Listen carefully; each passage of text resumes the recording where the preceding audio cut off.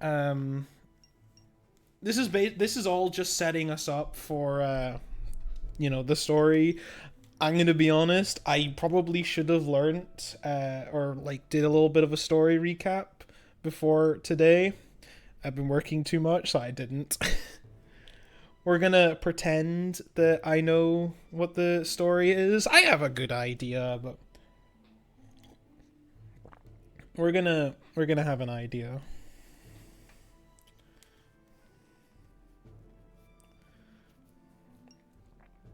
Have we been muted this whole time? Like, do I have to like start my script from the beginning, or was I just like muted the entire time? What is it? Huh? It's too late now to ask to... Whoa! You were some. Alright, let's start from the beginning, shall we? Hello, everyone. Welcome to the Persona Relay 2025. My name is Lon, and this is Shin Megami Tensei Persona, the classic, or remake of the classic 1990s RPG Revelations Persona. And also noteworthy as being the first Persona game. So, of course, we're kicking off our relay with the first game. I'm gonna be honest, we didn't really miss much while I was muted. I basically just gave like a little quick recap, basically what I just said just there, but a bit more, with a bit more dialogue to it. We just played a game of Persona, and everyone got zapped by lightning. I don't remember much of the story, but there is, trust me, there is story. If I remember bits and pieces, we'll talk about it.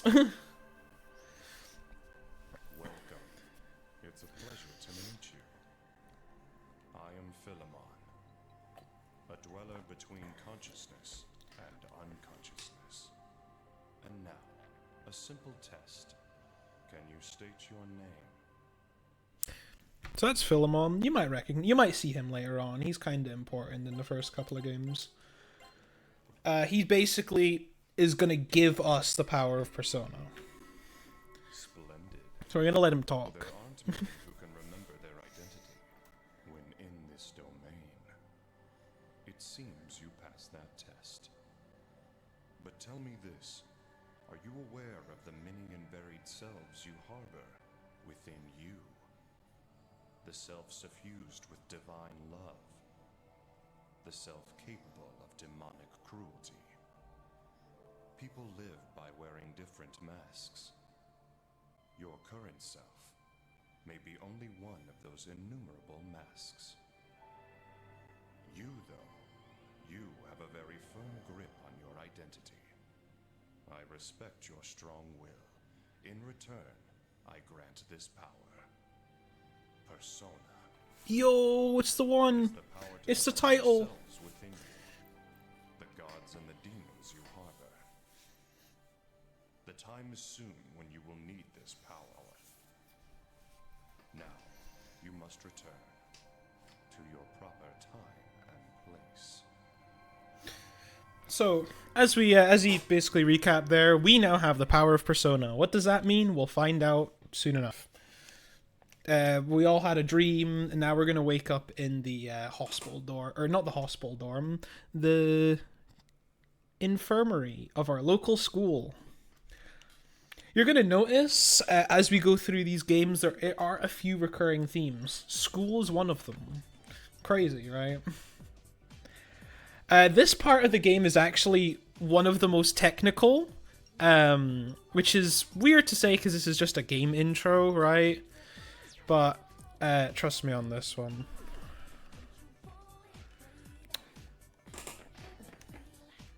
So what we're going to be doing is everything I do pretty much up until the end of the hospital is a giant RNG manipulation.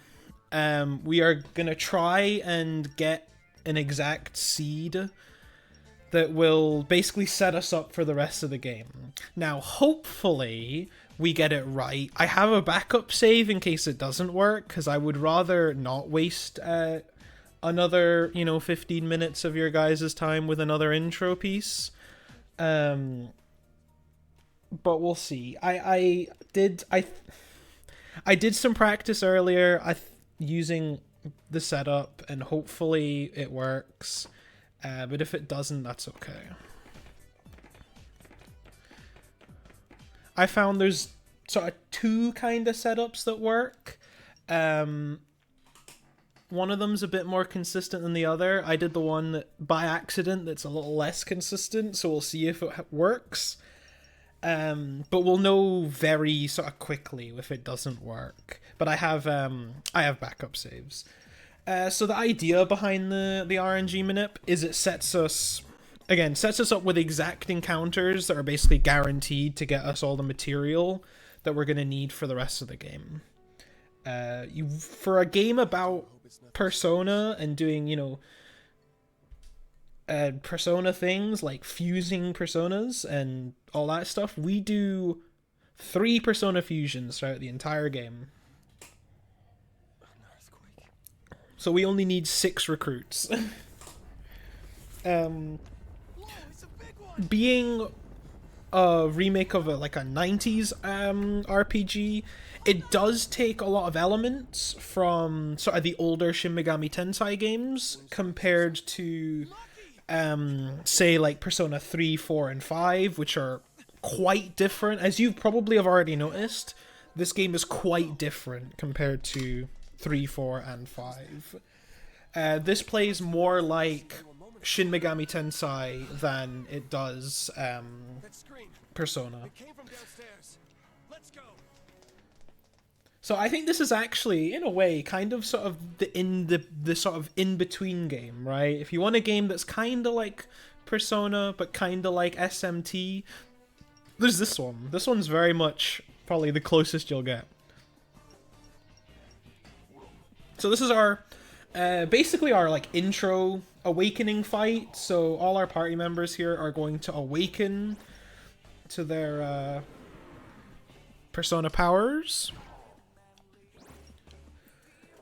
And we'll get going with our hospital minute, hopefully.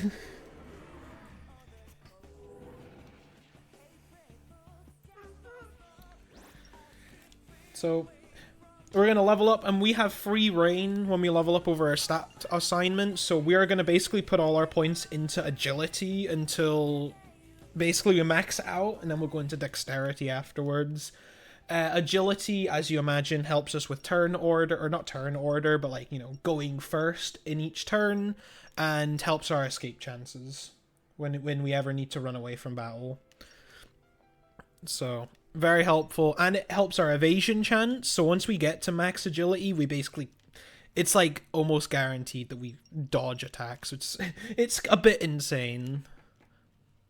The game gets a little silly. Yeah, so unfortunately, the manip didn't quite work. We were supposed to get an encounter the step before it, before the one we actually got. So we're just gonna make our way through the hospital normally, and we'll just pretend, right, that everything is working the way it should, right? If you guys believe me.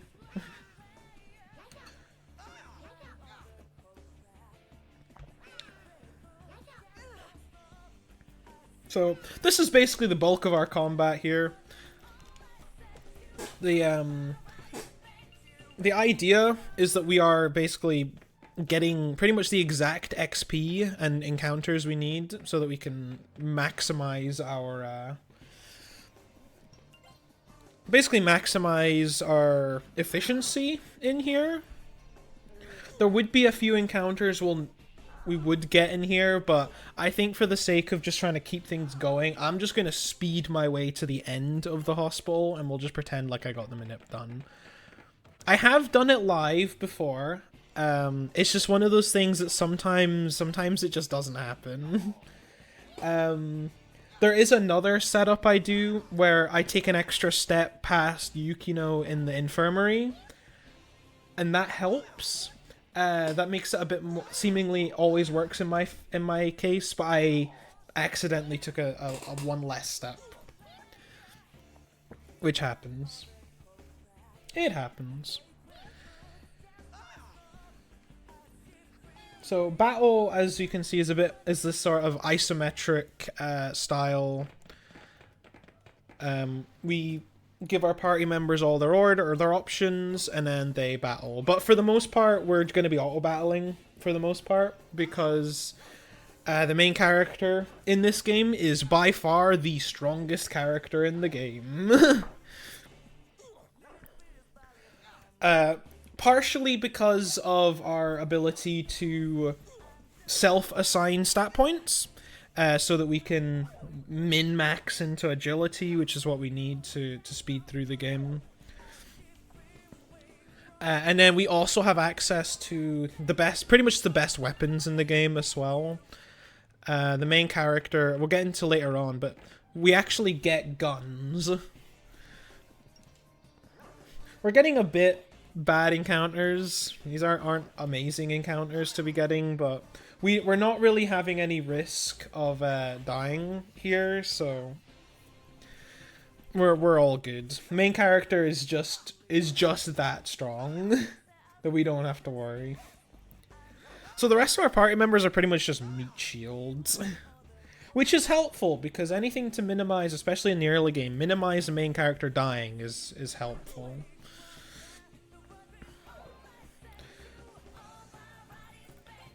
But yeah, definitely a recurring theme in these games. How useful is the main character during a speedrun? I'm gonna be honest with you, I don't actually remember how we're supposed to negotiate away this guy. This is one encounter. See, because we manip this, we don't actually have to deal with any pixies. It never comes up because we just negotiate. Because the one encounter we get them in, we negotiate, so we don't have to deal with them. But for, you know, purposes of today, we'll pretend it all happened, right?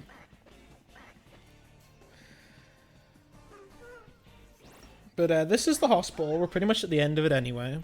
Once we get to the end, we have our second awakening fight. Now, we actually kind of like these fights. Because these are guaranteed level ups for the entire party. So what we also end up doing here is, because of how many encounters we take and how we act in them, we level up just before this awakening fight, so that we get a free level up. We're not wasting any XP or anything, which is actually really really helpful, because then we just get an extra level up and we're not really wasting it. Because it gives us exactly the XP we need to level up. So if we were 2 XP away from leveling up in this fight, we would only get 2 XP. So we're now introduced to another party member. She's not going to stay in our party for very long. But, you know, she's here. It gives us a free awakening fight, so a free level up, so that's kind of all we really need from her. And now, once we're done here, we're going to head to our local shopping mall, and we're going to perform a second manip.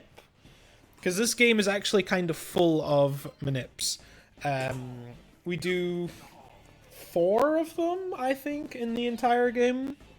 Usually, they're pretty much to set us up in the early game, but they are actually super helpful, and is pretty much the reason why this game is as fast as it is. So we're going to make our way over to the mall, and we're going to save the game. We're going to save the game, and we're going to quit.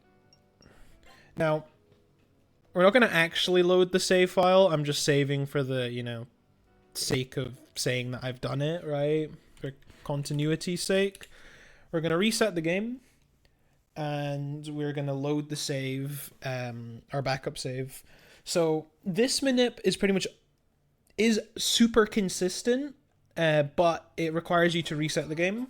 So as long as you save in the right place and at the right time, when you load the save file, it is actually the seed will be the exact same every time, which is super helpful because this manip in particular basically sets us up for the entire game, even more than the previous manip, because it gives us access to our one magic spell that we need to win the game. So here's our Jack Frost trio. We're going to do this fight in a very specific order, so we're going to have... that's the wrong skill. We need it to fray and then attack. And if we complete the fight like this, we will be guaranteed the drop from the Jack Frost fight, which is a Mabufu Stone.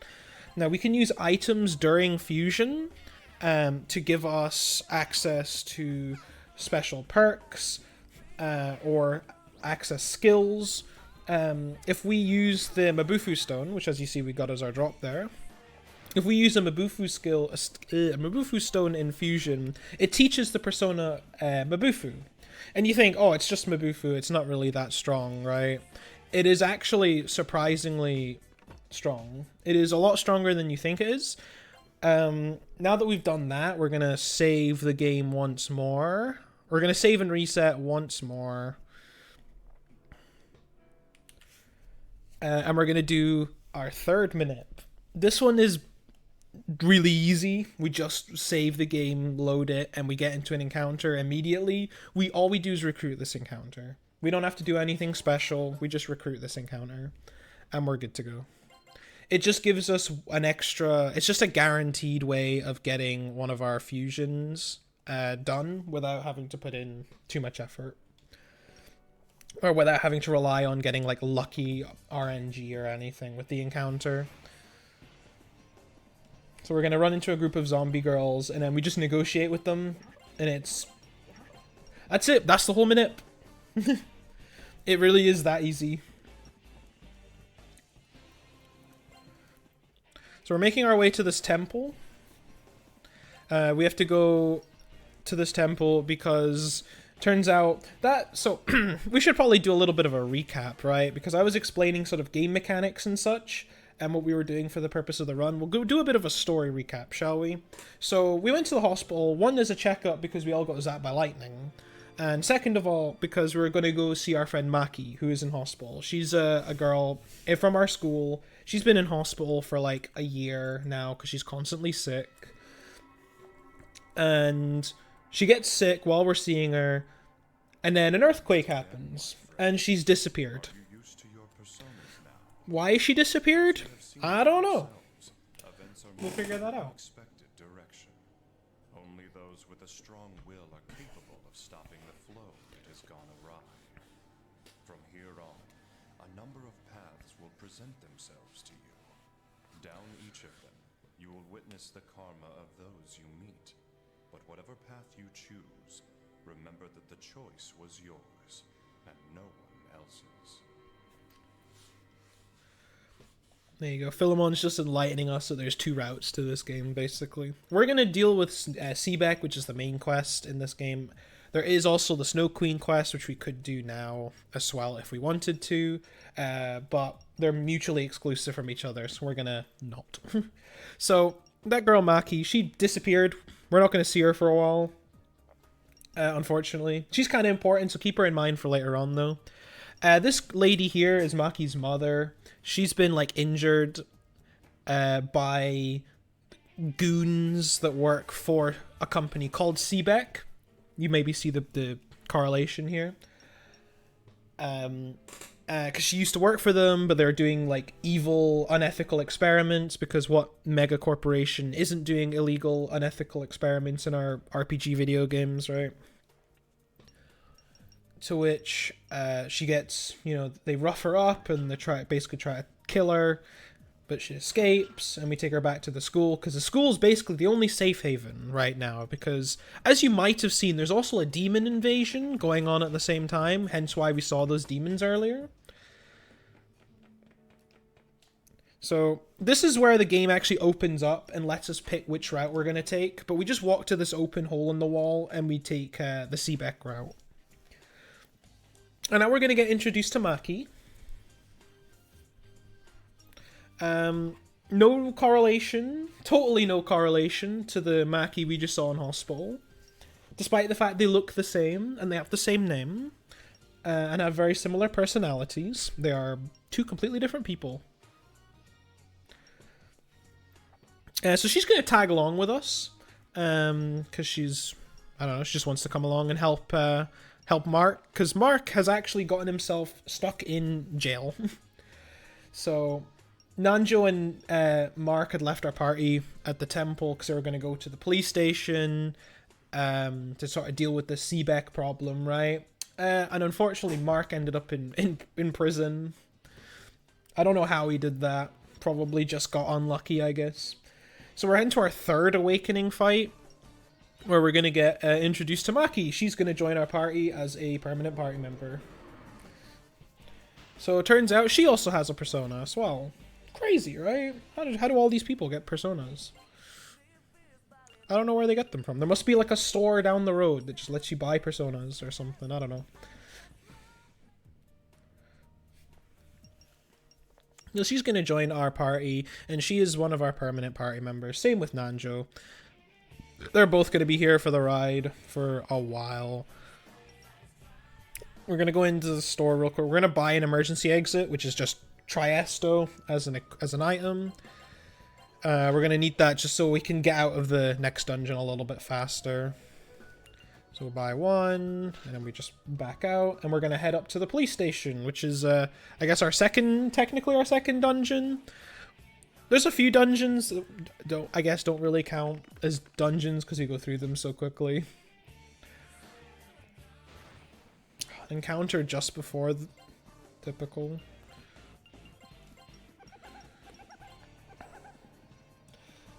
So basically how these battles are going to go is if we can destroy them really quickly, we're going to. If not, we negotiate away the bad encounters and kill everything else. Because some of these encounters are suboptimal to actually fight. Either because they resist us, or they have skills that we can't use, or what have you, right?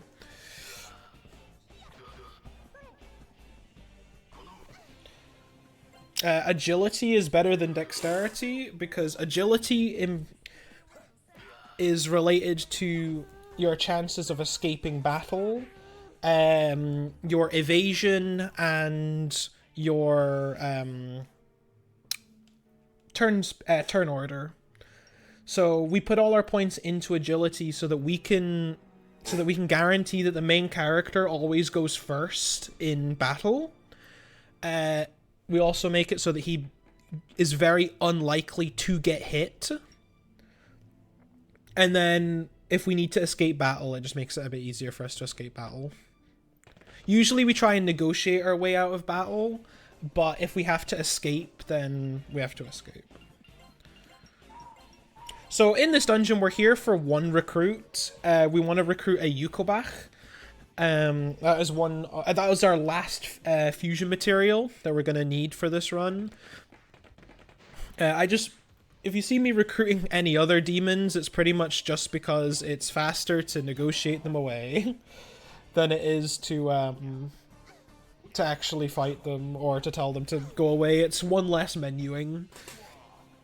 And then because I have their card, if they come up later on, then we can just negotiate them away for free. Once we max out on agility, we are going to put points into dexterity, because dexterity in this game helps firearms, which is going to be a very important thing later on. We're going to get access to a machine gun that is going to carry us if we ever have any issues. If we can't kill stuff with our personas, we use the main character with a machine gun. The machine gun is the best weapon class in the game by far. It can hit the most targets, and that's all we care about. It obviously doesn't do as much damage compared to the shotgun or rifles. Yeah, that's fine. We're gonna just put Maki on defense just so we can get through the encounters a little quicker. It improves accuracy, damage of firearms. So once we max out on agility, we basically have nothing else we put our points into, so we might as well use machine guns when needed because they are quite helpful. The machine guns will help us get through encounters that the main character, or we either can't negotiate out of, we get unlucky with negotiations, or you know, a complication comes up, right? Then we have a gun as a backup. And dexterity just helps the guns be a little more useful. We're just gonna sit. This is our next story trigger. This door. We're just gonna sit here for a moment until we get a Yuko back. Really, just so we can get through things, and then we could just pretty much leave straight afterwards. So.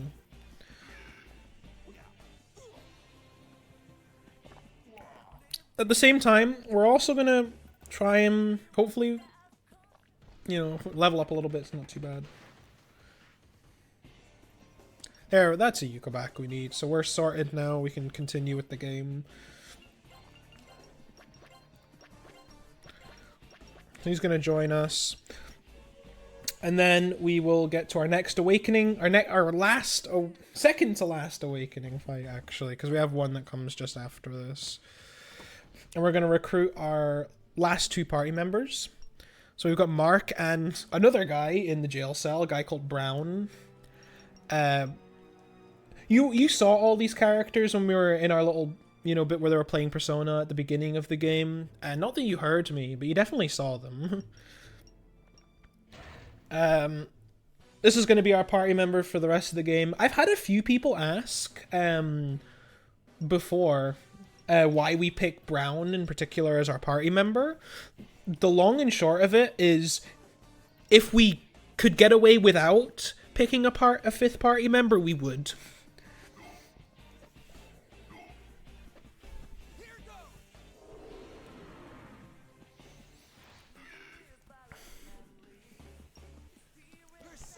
Yeah, because of the minute, pretty much because of the RNG minute at the beginning of the game, we cannot get Reggie, because doing the stuff to get Reggie would compromise the RNG minute because of all the extra steps you have to take before the hospital. But you know, Reggie's a party member, he's cool. But yeah, the fifth party member in this game is completely useless for the purposes of this speedrun. He might as well not exist. So we just grab Brown because he's the first one. And it's just faster to not have to bother menuing to say no when we can just add him.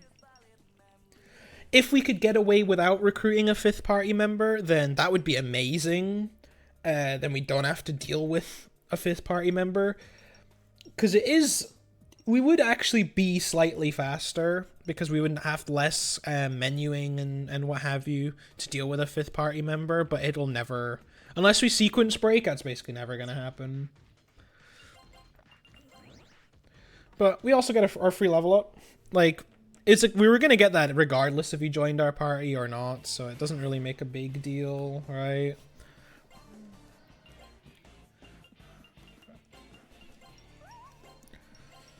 So now we get to do some... Basically, now we're getting to set up properly for the rest of the game. So we're going to head to... Remember that shopping mall we went to earlier? We're going to go to that shopping mall. And we're just before New Moon. So we're going to go into the Velvet Room at New Moon. Here's Igor. You remember him. You'll see him later on. He's very important for the later games. So we're gonna craft a guided fusion for a pixie that is a poltergeist slime. We're gonna add. Remember that Mabufu stone we got earlier? We're gonna create this pixie, and now this pixie, she is gonna be our basically the goat, right? She's gonna carry us from the rest of the game. We're wanting to equip her on Maki. That's a difference actually between this game and the rest of the Persona games. Every character here is the wild card. So you might remember from from Persona 3, 4, and 5, the main character is the wild card, right? And the wild card is the only one that can equip different personas, and everyone else has their own unique persona. I also forgot to do a bit of shopping. Could have done that before the new moon, but we're gonna do that now. That's the wrong store. God, there we go, in here. We also, I forgot, we do need to do a bit of setup as well.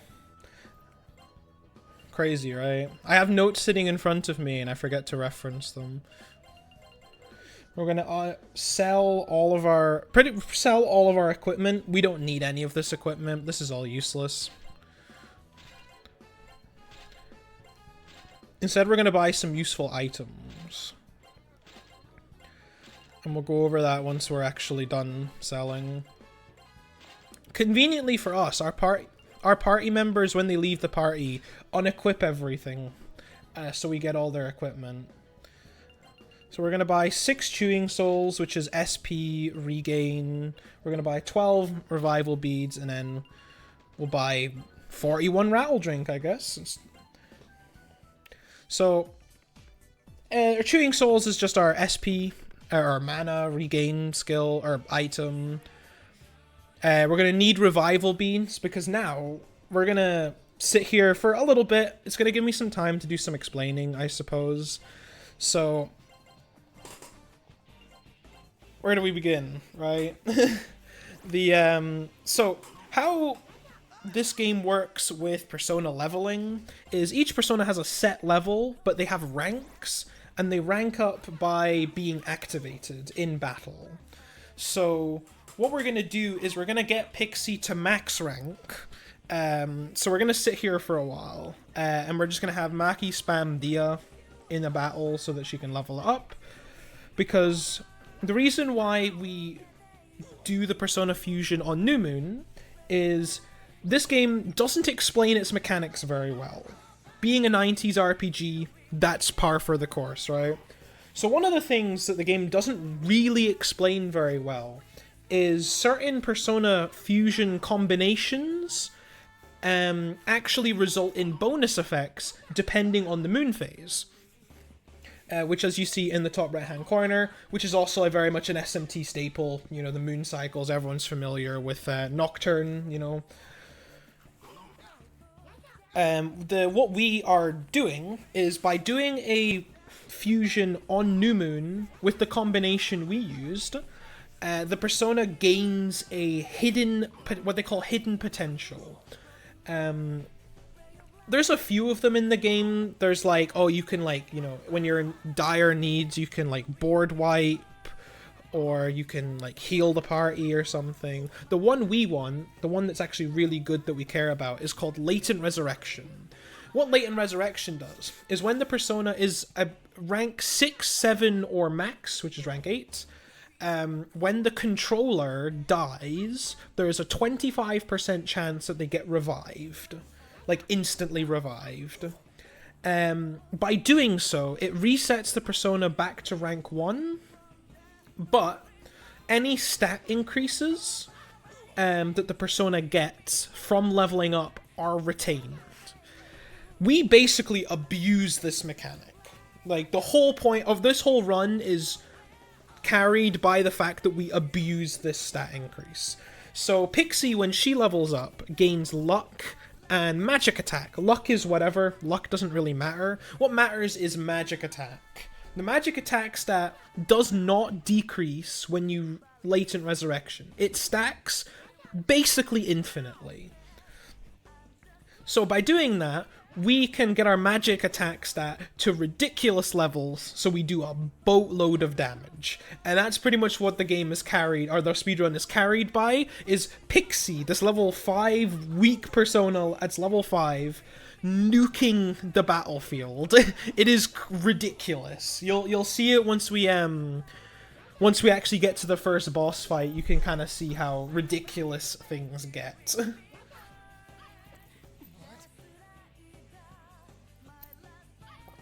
It takes us about 1.5 battles, or 1.5 SP bars to fully level up Pixie to max rank, which is why we bought the chewing souls earlier, so we can just replenish her back up to full. I think I'm gonna skip a turn real quick on auto. We're just autoing because this is all we're gonna do, right? So we just auto so we don't have to bother, right, actually interacting. I'm gonna just heal up the main character real quick, just so he doesn't die. So in case we ever get in a sticky situation, we can, you know, still escape from battle. And we do it on an encounter like this because there's basically zero risk of us dying, or zero risk of Maki dying because she's constantly healing herself to max.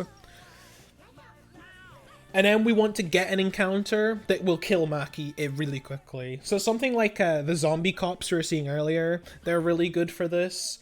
So we'll probably, hopefully get one of them.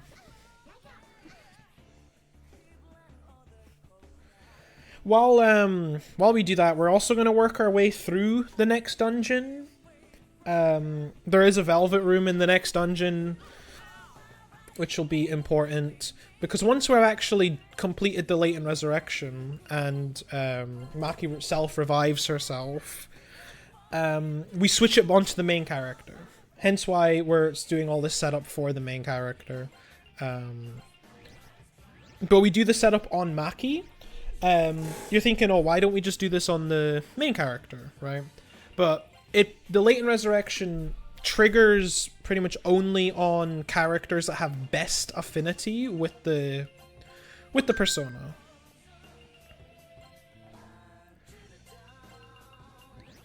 And Maki has best affinity with Pixie, whereas the main character just has good.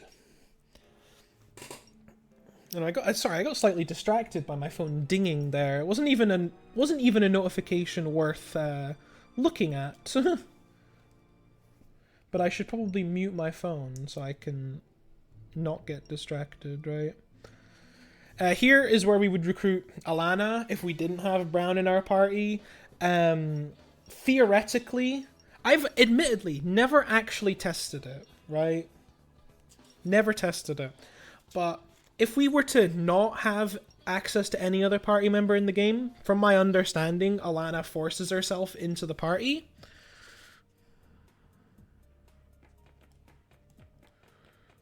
I just called her by her Revelations name. I've been playing a lot of Revelations recently. It's Ayase. I've been playing Revelations for retro achievements recently, so I've been very much used to the infamous localization that this game has, that I'm sure most of you are familiar with. If you know anything about this game, it's probably its PS1 English localization. So we've discovered a secret, passage, an underground passage in an abandoned factory, which is kind of suspicious, don't you think? We're using this as a way to infiltrate the SEBEC headquarters, because we can't actually just walk through the front door, unfortunately, because the front door is blocked with like roadblocks and guards that will not let us pass. Basically, right? Pretty much same deal here. We're just gonna have everyone guard Maki heal herself until she gets to max rank. There's also a save point here where for the sake of marathon sakes, we are going to be very conservative and save a lot more often than I normally would. Obviously, if we're going fast, we don't really care about saving. But here, we're definitely going to play things a little safe.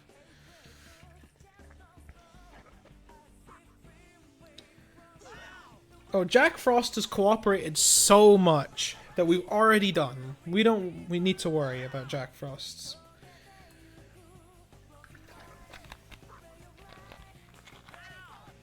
I think I have explained everything that needs to be explained so far. If anyone has questions, right, I have chat up. Please ask. I'll be glad to talk about it, you know? Whatever it is you want to say. Any questions you have about the game or about the speedrun, you know, I'm the guy. Maybe not the guy, but a guy.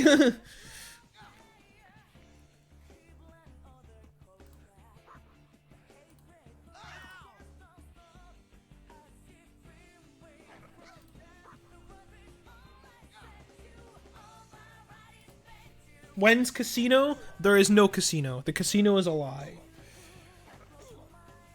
The casino is a myth.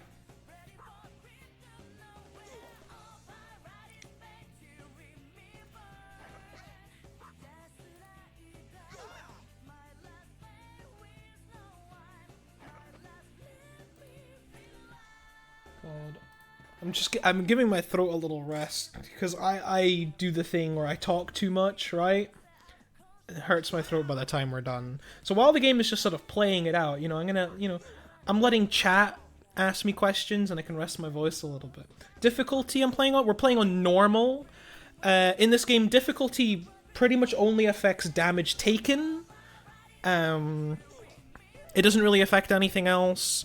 So we play on normal. We could play on expert, so that Maki theoretically dies faster. But the route has been routed for normal difficulty, so we play on normal. Beginner is, because we take less damage in beginner, it's not really worth playing.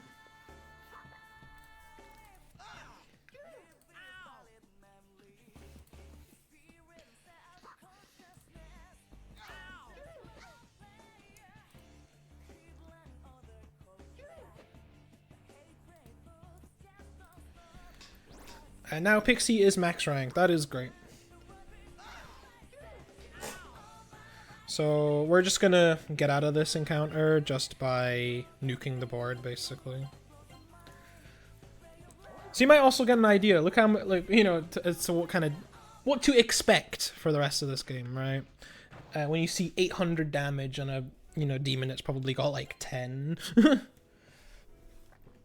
Yes, I appreciate everyone for coming by and giving me luck and stuff. We're gonna need the luck. Luck is very important for this upcoming bit. So any and all luck is taken and appreciated. This is an encounter we're not really wanting, so we're gonna kill that one. We're gonna basically just try and hope we get like a zombie cop, or if we get into the SEBEC building, the CIA agent looking guys. Those are good ones as well. What do I like about this game? Honestly, it's weird. I don't really have a way of explaining it. I just kind of do.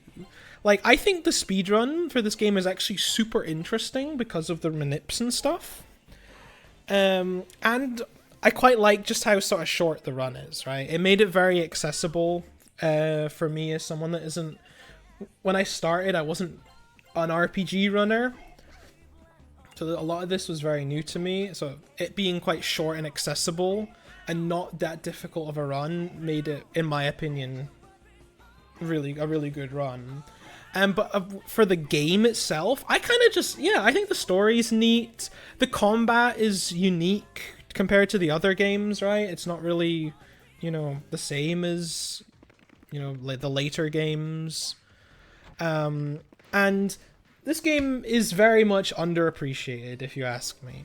Everyone is all about, Persona 2, Persona 3, Persona 4, Persona 5. Nobody ever really talks about this game. So I just like being that one guy that's like, actually, this game is great. This is this game is misunderstood. It is not talked about as much as the rest of the games. So I like being the sort of, I guess, the, Persona 1's strongest warrior, right?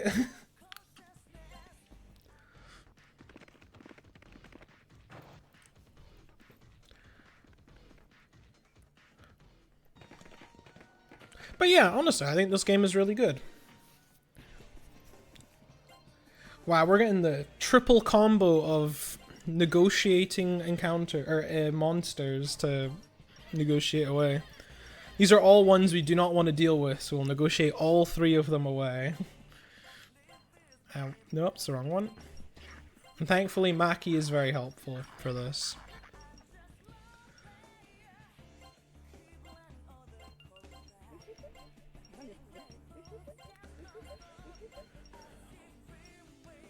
Yeah, we do have 3 different experience systems. That is a very good point that was brought up. We have That's the wrong floor. I meant to get on 5. I mismenued. Yeah, we have 5 XP systems in this game. We've got character XP, we've got persona XP, and we've got persona rank. And they are all different.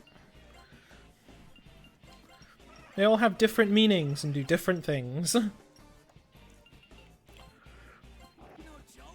This might be an okay encounter. It's just anything that gets Maki killed is a fine encounter. Because right now we're just waiting for her to die, right, and revive herself. Second try, 25% chance, and we got it the second try, which is great. I had it come up. Was it? I think the last time I did this run in a marathon setting, we had. Was it that time or was it the time before where we were super unlucky and it took like 15 attempts or something to revive her? Which is a 25% chance, so it's quite insane math, right? Yeah, so it would have been the last SMT marathon, which was also hosted here on Really Really Longathon. So now that we've done this Latent Resurrection, we're set up pretty much for the rest of the game. Not entirely, but, you know, partially, right? All we need now is Maki to not die so she can learn Mabufu. And then I just want you guys to just look and appreciate all the damage that we're going to do. Was that RPG Limit Break? I'm sorry. It's been a while, okay? Look, I've had a...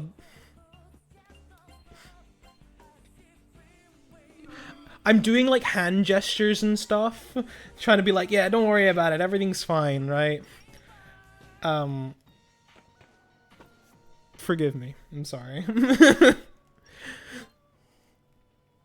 But we're gonna go to the Velvet Room, we're gonna swap them back so that Pixie is... on the main character, and now we're pretty much sorted for the rest of the dungeon. I have to remember where I'm going. It's been a while since I've done this.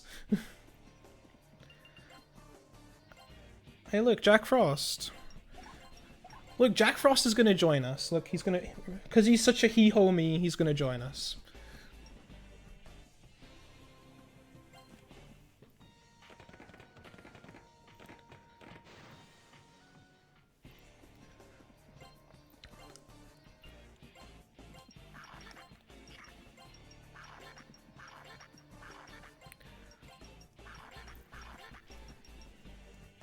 So, now that we're set up, yeah, as I said, we're pretty much set up now.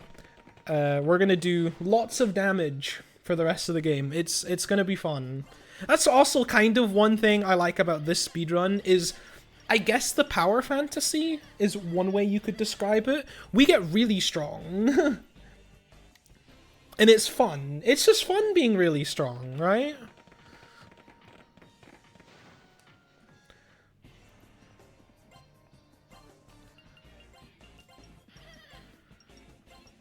We just gotta get through it. Gotta get through all these negotiations first. But this is honestly probably the hardest part of the entire run, is the up to the end of SEBEC headquarters. Once we're past here, the game is actually relatively smooth sailing, because we pretty much have the highest chance to die here, because of the, you know, just trying to get Pixie or Maki to, you know, die in Latent Resurrection. This is a bit of the game that has the highest risk, but once we're here with the main character having Pixie equipped, we're sorted, honestly. If you want something chill to watch for the next like 3 hours, then this is it.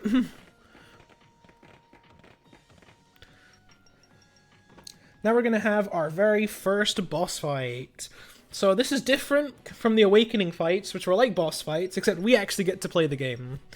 So the guy in the back, he's Kandari. He is basically the big bad of SEBEC. He is the guy that runs the SEBEC company, and he's been doing bad things, right? Evil things, you know, typical antagonist thing, right? Bad guy things, right? Turns out, he's got a persona too. Everyone in this game has a persona. It's wild. I don't know where they get them from. Again, there must be, like, I need to go and find the persona store. It must be, like, round the corner or something that sells all these personas.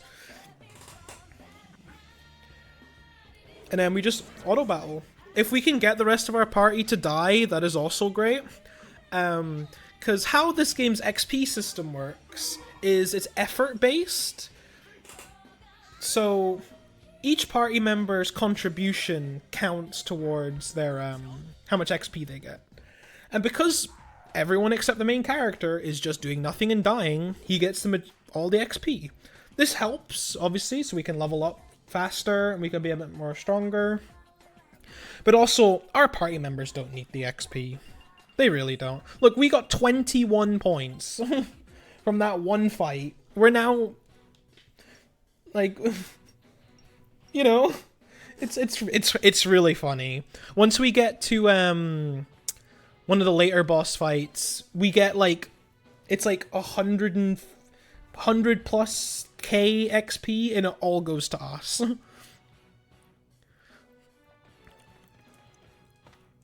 We're just gonna grab that back sword. We use that for money later on, so it's just free money.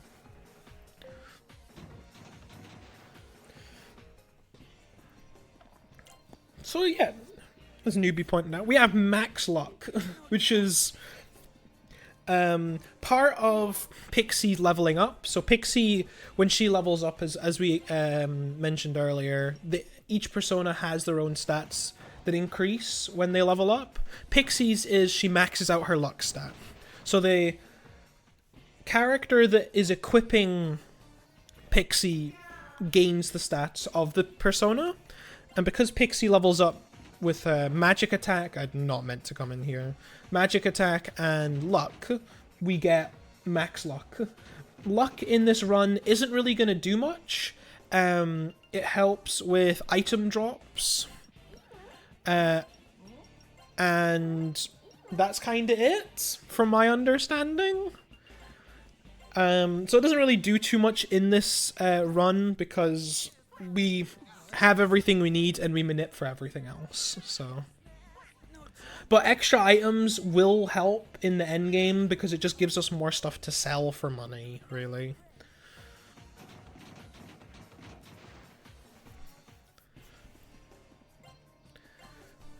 But also, I guess, to further illustrate how powerful we are compared to our party members, they max out at like 100 HP, and we're already at 400. The game does cap us at 999, and we probably will get there by the end of this run, or we'll get very close to it. It depends on how many encounters we get. So that was the SEBEC headquarters done. We could see Kandori, he left that earlier fight because he didn't want to fight us yet. Crazy, right? Didn't want to bother playing the game. And now this is the Deva system. This is basically everything that SEBEC and Kandori have been working towards. I forget exactly what it's supposed to do, but the TLDR is alternate realities and demons. It's partially, I believe it is responsible for opening the gates to let all the demons in, right? But it's also got stuff to do with, like, alternate reality. It'll make sense a little later on, the whole alternate reality thing. So we push a button, we're turning off, or basically, like, stopping the Deva system. But things still get a bit whack. As we'll find out soon enough.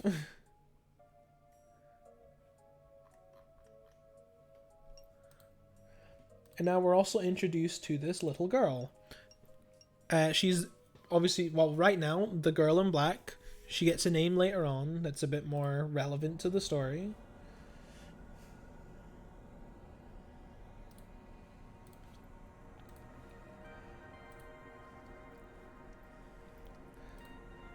But now we are traveling through something, right?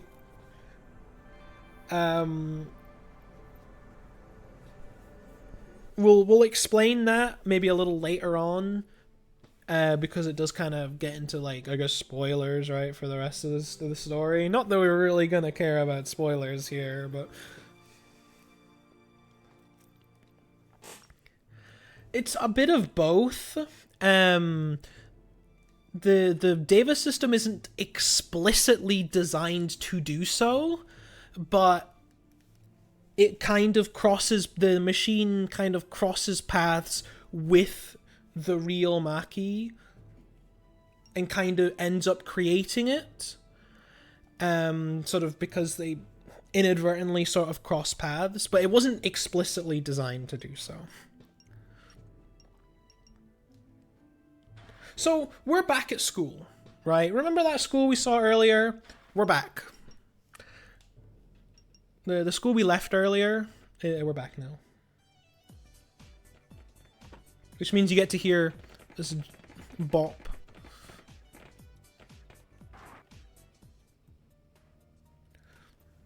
For a little bit, at least. So we are now in an alternate universe, also known as Maki's ideal reality, or ideal world, however you want to phrase it. To explain what they mean by ideal, it is the world that Maki, would create in her, in an ideal world, right? So there's no bad things, there's no crime, that kind of stuff, right? Also, ball in toilets. All I have to say is ball in toilets. Everyone, please acknowledge that the toilets were indeed balling, and we can move on. We're just coming into here just so we can save the game. Again, we're taking it safe, we're going to play a bit conservatively and save the game. I would hate to be that guy, right, that doesn't save in the middle of a marathon display and things go wrong. So I'm not going to.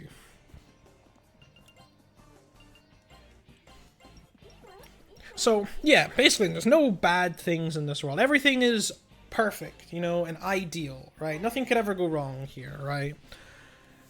And the Maki that's in our party is known as the ideal Maki. So this is, as you remember, Maki was that sick girl that we met in the hospital earlier. That was the real Maki.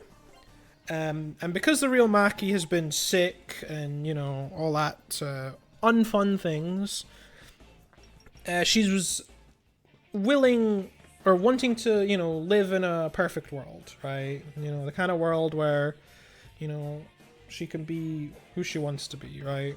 I got a little confused looking at my own map for a minute.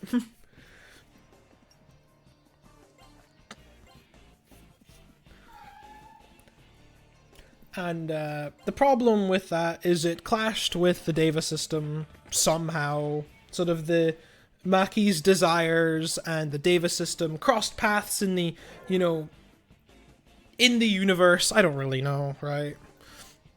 And created this ideal world. And it also created two different versions of a little girl. These little girls, we've got Mai and Aki. We've already met Aki. She's the girl in the black dress. She's basically the evil sort of half. And Mai, which we'll meet her later on in the game, is the good half, right? And they're going to come up later on in the game. But for now, just know that they exist, right? Here's Reggie. Here is where we would recruit Reggie if he was our 5th party member, and we went through the little like mini side quest to recruit him. But because we didn't, he's just here. He gets to flex and show off his persona, and we're gonna move on. Oh, excuse me. I have been talking a lot.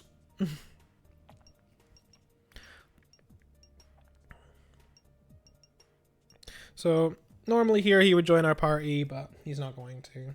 Unfortunate.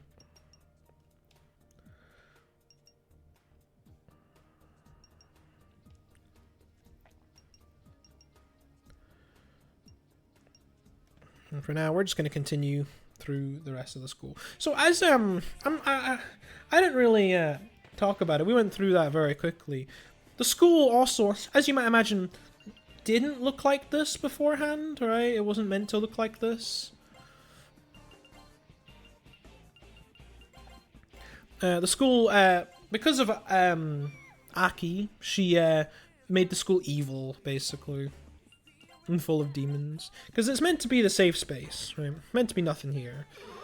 But because of, like, her power, she made the place evil and threw demons and stuff in it. Sorry, I'm fumbling my movement there a little bit. It's fine, it's fine.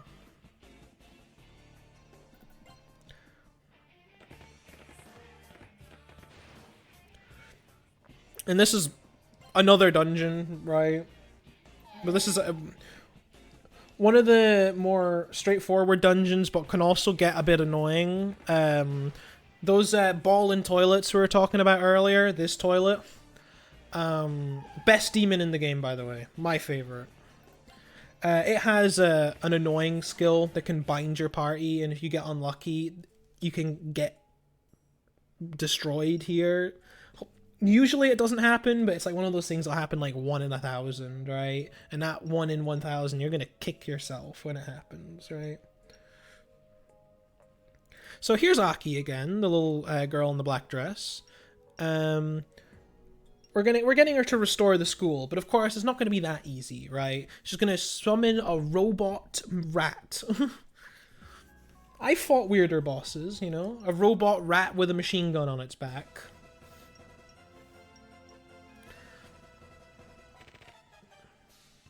You know, as you do, right? So for this fight, we are Zeoing. Normally we Mabufu everything. This is one of the few fights where we don't, because it does more damage if we Zeo it.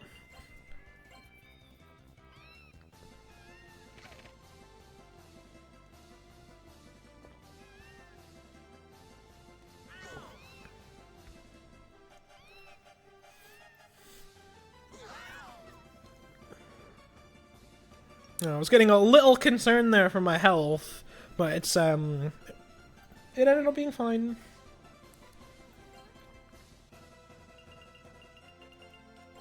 I've always associated it with a rat because it was the first thing that came to my head when I first looked at it, if I'm being honest. So now that we defeated the robot rat with a machine gun on its back, Aki has restored the school back to what it was before, and now we can continue the game. School goes back to normal now as well, which is helpful because that means the demons stop spawning, which is pretty useful, right?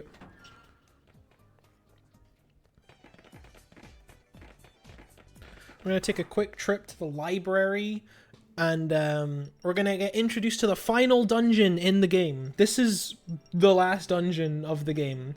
Unfortunately, we can't access it right now. Because the door is locked and it requires 3 compacts or like pendant type things, right, to unlock the door. We don't have any, so now we're basically on a quest to go and get them, right, and then we can finish the game. But for now, we're gonna take a quick trip to the shrine again. You remember the shrine from earlier, and we're gonna meet with our guy Philemon. I forgot to switch back to Zeo or to Mabufu. It's fine. We're not getting punished. It's fine. But as you see, because we're so fast, right? We move first, and because we do so much damage, they all die before they can take a turn, which helps not having to deal with any problematic encounters, right? We're gonna meet our butterfly friend Philemon again, and he's gonna yap some more, right? We're gonna let him yap. I'm gonna let my throat rest for a little bit.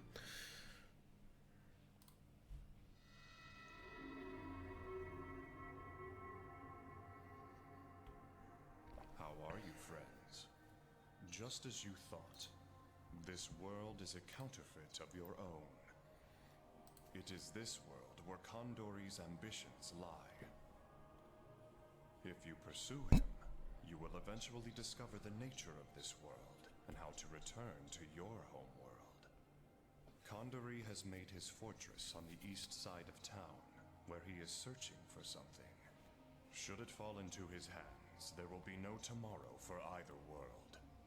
You must stop Kandari. The first step is to use the subway terminal to reach the east side of town.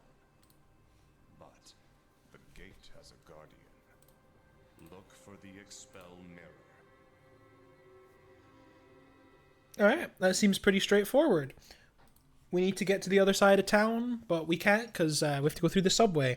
Because there's basically a giant wall in the way. But to get through the subway, there's a guardian, right? What do we do with that guardian? Obviously, as you can imagine, we're going to kick its ass. We're going to beat it so we can get past. So we're going to go do that now. We have to stop by the local the local Mikage Cho Historical Society, and we're going to steal the Expel Mirror.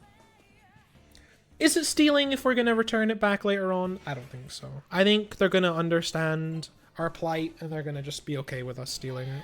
Borrowing it without intending to return it. Not the same thing.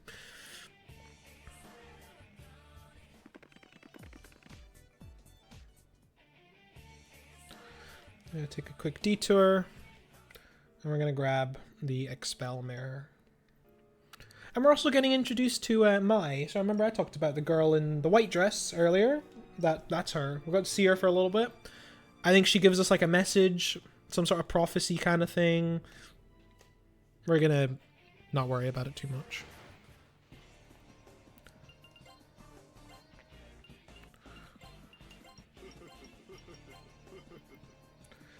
And now we've got the Expel Mirror, we can go through the subway. Who likes subways? The sandwich or the train system? Or both, you know, maybe you like both.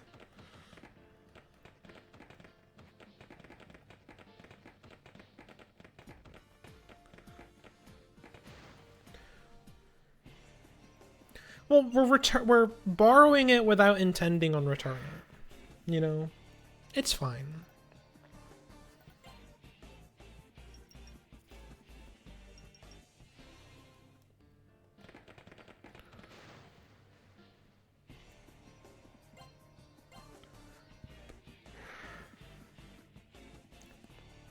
Man, I should have grabbed myself, like, a little snack or something. I didn't think about that. I was too busy, like, tidying up the house a little bit before the run. Right. Up to our next boss fight. This boss fight is slightly different from all the other ones. We have to Garu instead because, ice doesn't really do much to him. So we're gonna hit him with some wind. We're gonna hit him with a slight breeze. It turns out this guy does not like slight breezes. Seriously?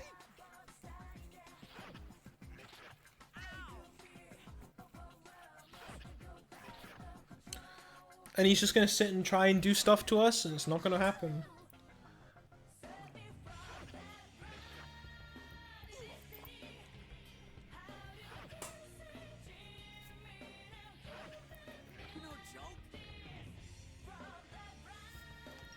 There you go. We managed to kill him with a slight breeze.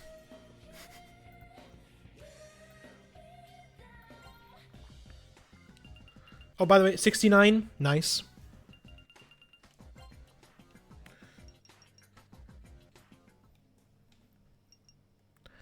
So, we're actually almost as well at the point where we have max agility. We're going to get it to 90. Because we're going to get some armor later on that will put it to 99, and so we don't have to waste the points.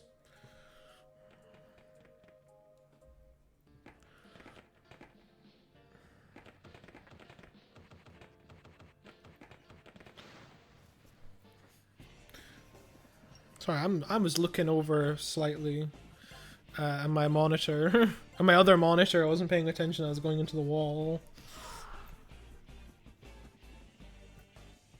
You know, he probably does use Raigeki. You know, He was using the skill San Raigeki, which is basically Raigeki, right? It does the same thing.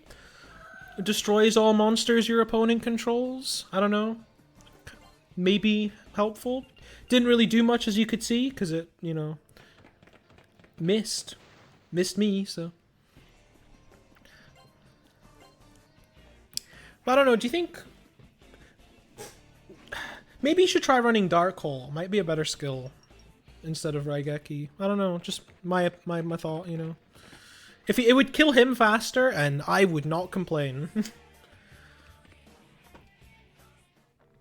So now we're in what used to be a, you know, shopping mall, but is now the black market. In this ideal world, it's a black market. You know, where there's drunks and a queen, the harem queen who runs this place. We're gonna meet her in a moment. We're gonna do a bit of shopping first.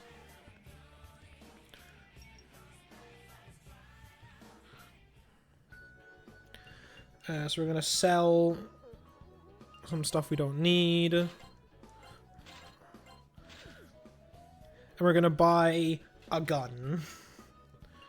We're gonna buy the Phantom Killer, and we're gonna buy tranquilizer ammo.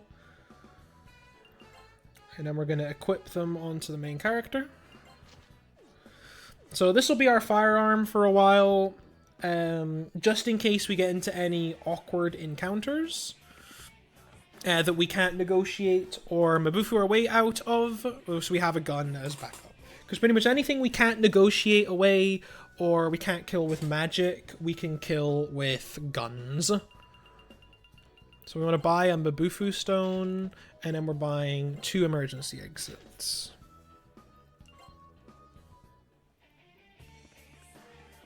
We buy the we have the Bufudine stone for later on. I'm gonna save. Just real quick, we'll save.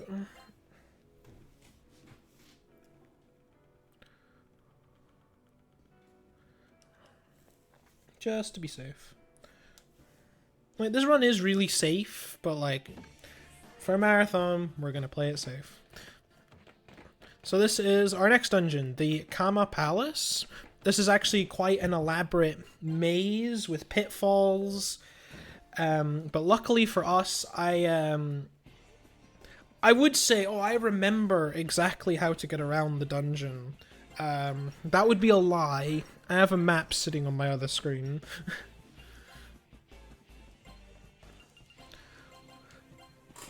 This is the one dungeon in the game we have to do... Well, actually, that's technically a lie. This is one of the 2 dungeons in the run that we do twice.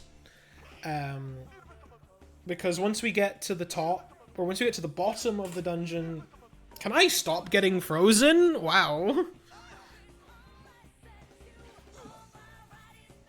That is... nice, huh? The game just sort of... It's kept us frozen.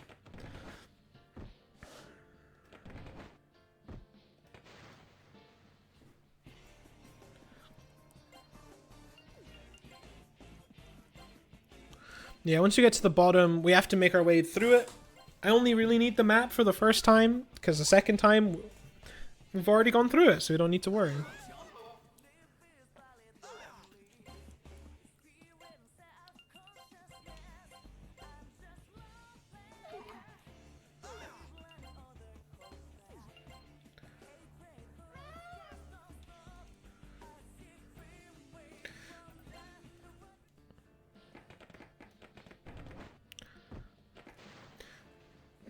For what it's worth, once you actually know the right path through this dungeon is actually fairly straightforward. Even if it's a bit more puzzly with the drop, with the holes you have to fall through, it is actually quite straightforward once you get to it.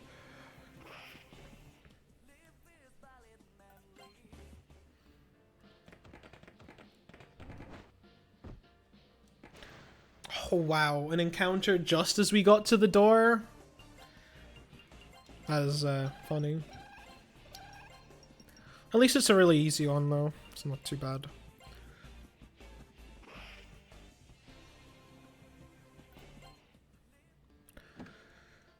Okay, Okay, so we're gonna go in here. Well, look, there's painting on the walls.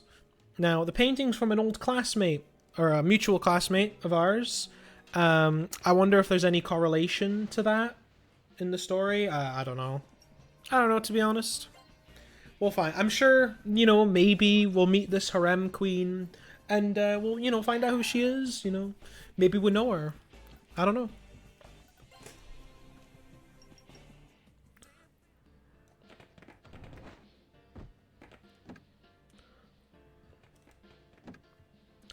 Some more paintings. I'm sure they're nice paintings, but we don't unfortunately have time to stop and appreciate fine art. We've got, you know, we've got places to be, right? Things to do.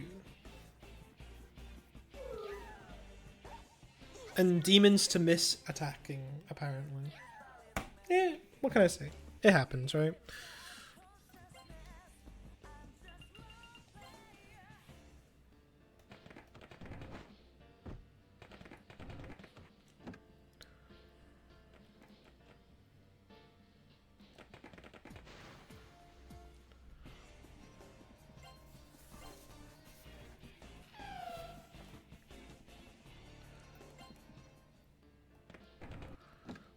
Cool. So we made it to the bottom. Amazing, right? And we meet the harem queen. And it turns out the harem queen is Chisato, a classmate of ours. She was basically manipulated by Aki, the girl in black, to, you know, with like power and all that stuff, and basically corrupted her, right? And that's how she became the harem queen. She's given this mirror. It's a nice mirror, you know, so she can always look at it and look at how beautiful she is, right? Only problem with that is every time she uses the mirror, she gains more moles on her face. Some people would say that's an upside. Some people would say it's a downside. I'm gonna, you know, just be in the middle and be like, I don't really care. It's up to you, you know?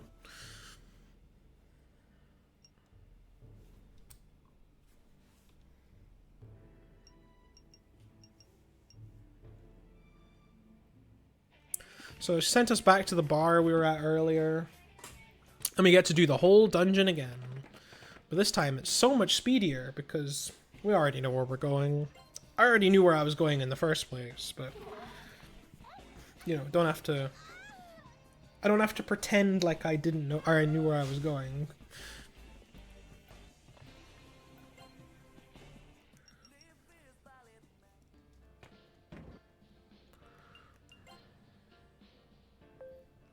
So we just follow the exact same path. So we're gonna go back down to the bottom and we're gonna fight her, you know, this time instead. Because last time we would have fought her, but she sent us away. But now we're gonna throw hands, as anyone in the right mind would do. All right.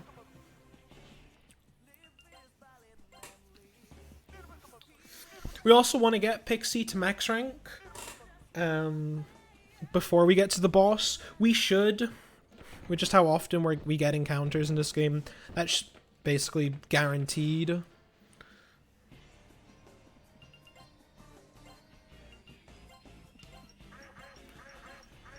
We've got birds that quack like a duck, you know?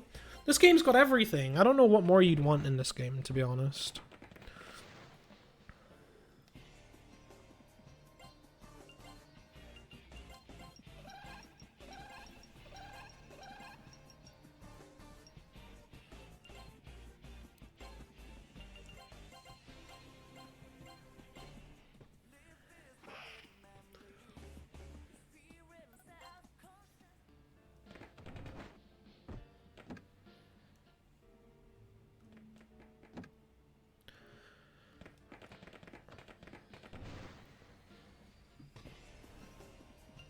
Okay, wow.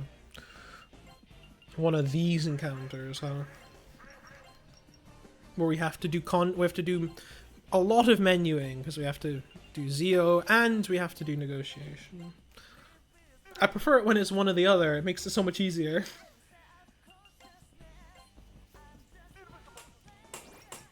There we go. Pixie got to max rank, which is great. So You don't have to worry about, like, you know, grinding out or anything. We never usually do, but it's obviously one of those things you're always acutely aware of just in case it ever happens, right?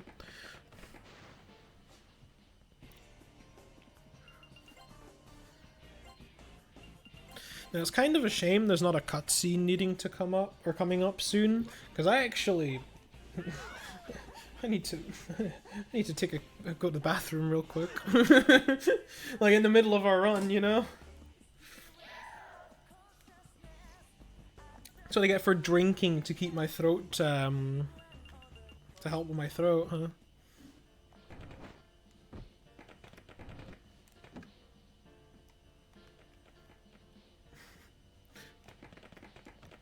So we're gonna walk into the boss fight, pretend the cutscene is going, and I will be right back.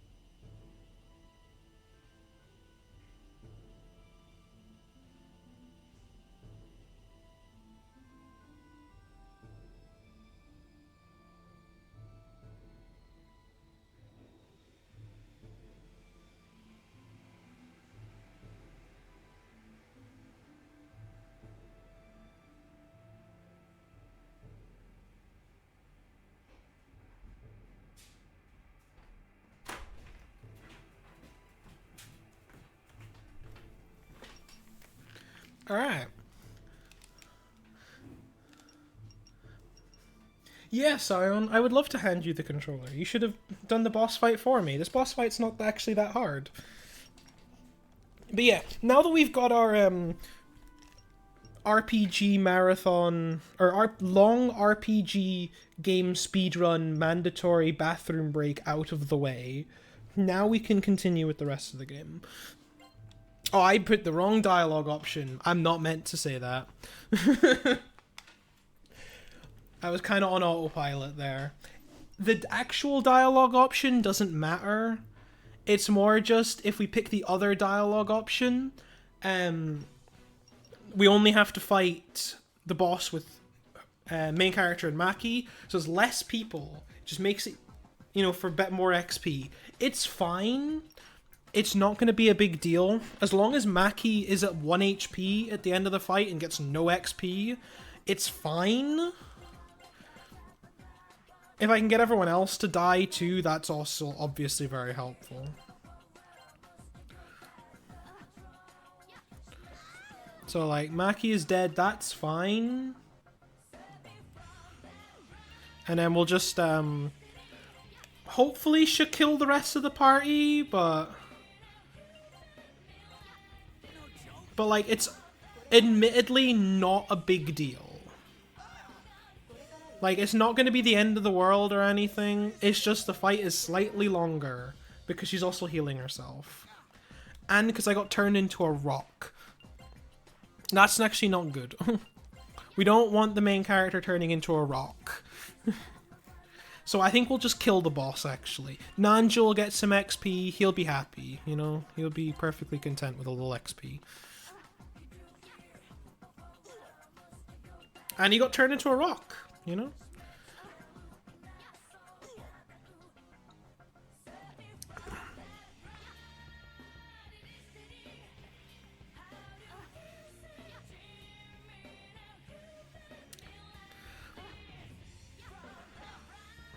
Man, she must have more health. She's usually dead by now.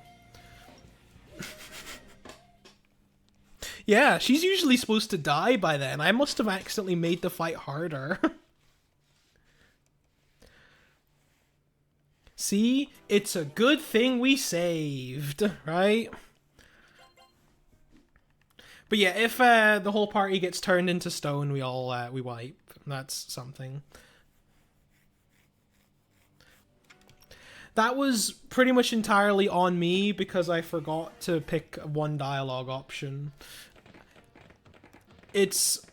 I was on autopilot there. That's just my bad. We have to get the death out of the way, right? That's just a staple. We all have to die at least once. But now that we've gotten that out of the way, the rest of the run will be fine. Plus, I heard you guys like this dungeon so much, you wanted me to go through it again.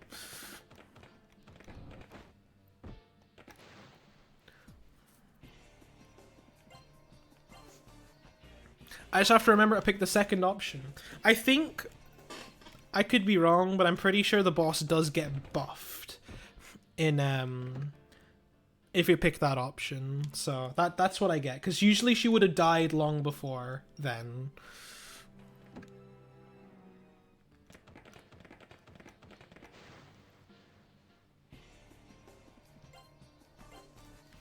Oh yeah, absolutely. Like, it is really easy to just not die in this run. I just accidentally picked the wrong dialogue option. But I don't remember the Harem Queen being able to use that skill in order to turn you to stone. I've never seen it come up in the speedrun, so that's what I get for picking the wrong dialogue option. We learned something new.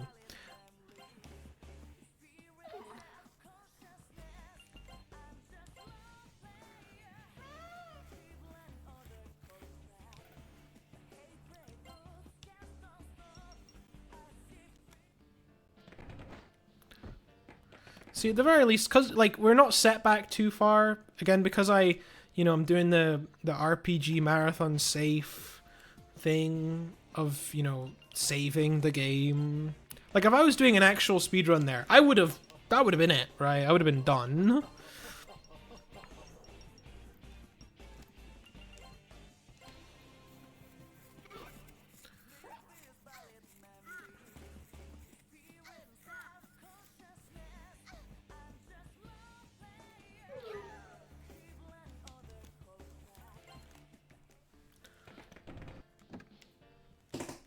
So this is the only dungeon you can say now in this run that we're going to do 4 times.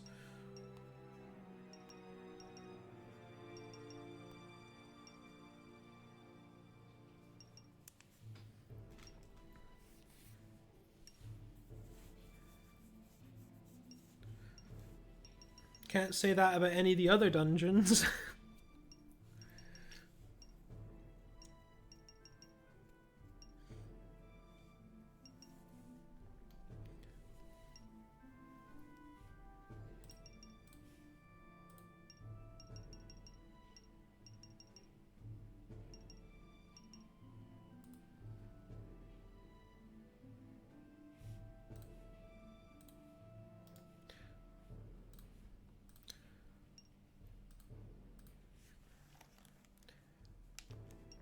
Yeah, we've gone through all this dialogue already. Come on, let's get back to the game.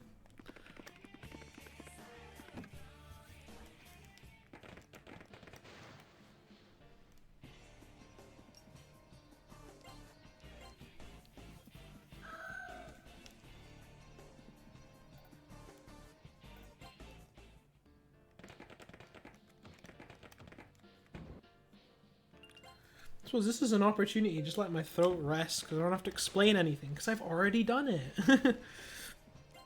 But again, if anyone's got, questions or anything they want to ask, more than welcome.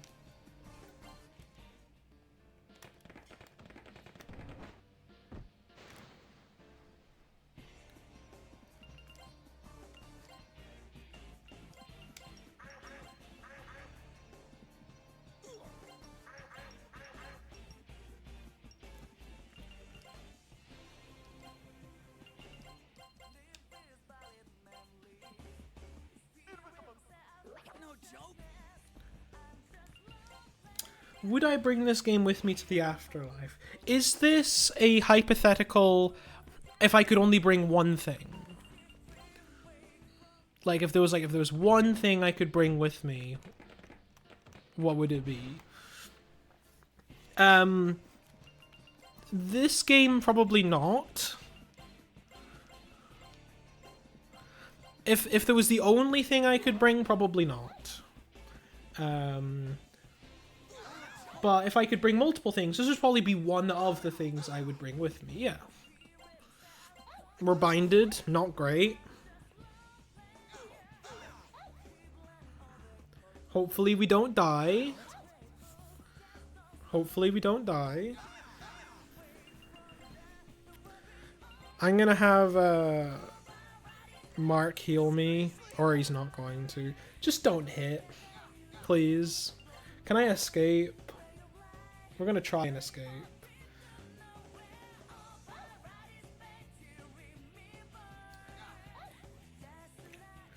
We're gonna experience what we in the business call a Shin Megami Tensei moment. A real life Shin Megami Tensei moment. Can I...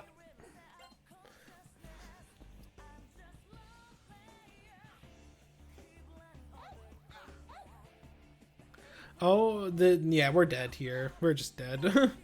The next two attacks have to miss. And I don't think they will.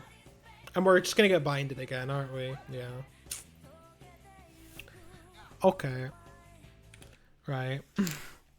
That is a premier Shin Megami Tensei moment right there. So, I hope you like seeing this dungeon 6 times.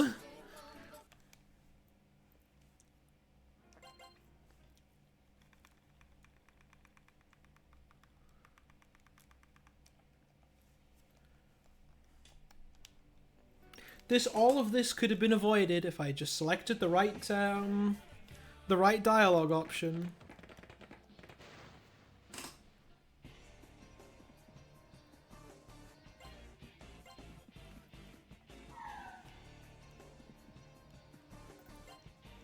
It's karma, isn't it? I pick one wrong dialogue option. We get to do the dungeon an extra 4 times.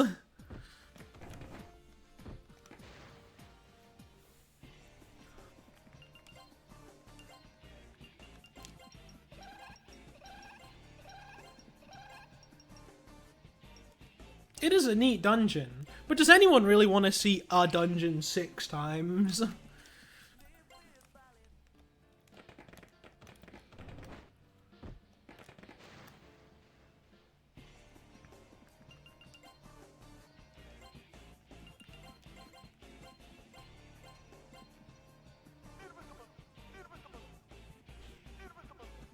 No joke.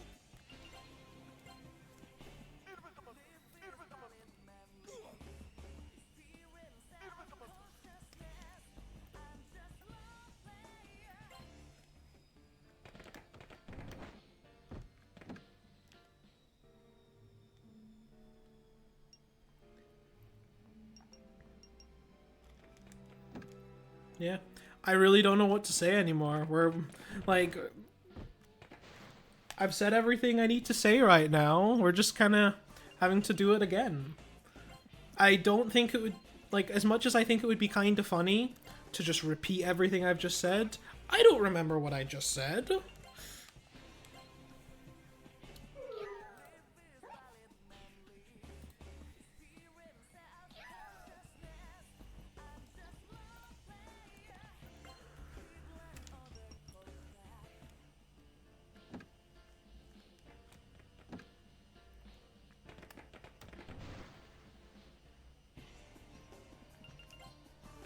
There you go, ask chat the real questions.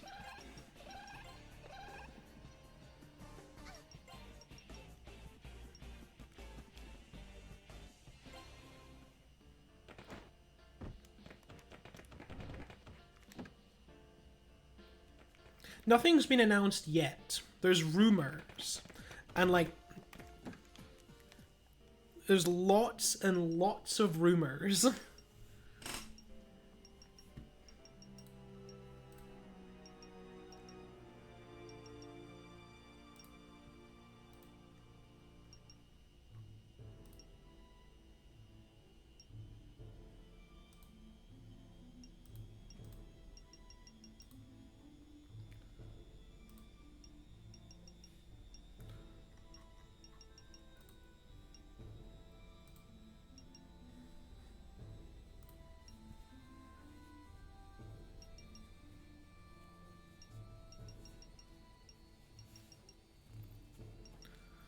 Yeah, I'm guessing it will be at the Xbox showcase because Reload was at the Xbox showcase. Um, the Xbox and PC ports of Portable and Royal were. So I think if it's gonna happen, it'll probably be on Sunday at the Xbox show. If it happens, right? We don't know if it actually will. It is all rumors, and like just because of like Yuri Lowenthal was talking about it on Blue Sky. So we don't know if it's real, but if it's going to happen, it will.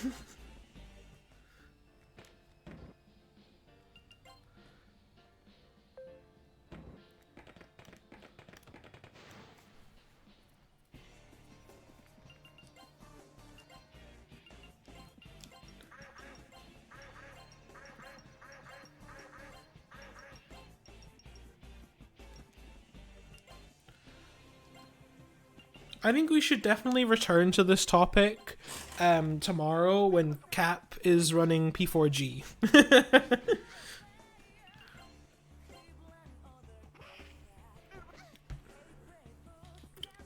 And as much as, like, you know, I like P4, it was the first one I played, right? It was the first one I played, so I have a soft spot for it, even though 3 is definitely my favorite.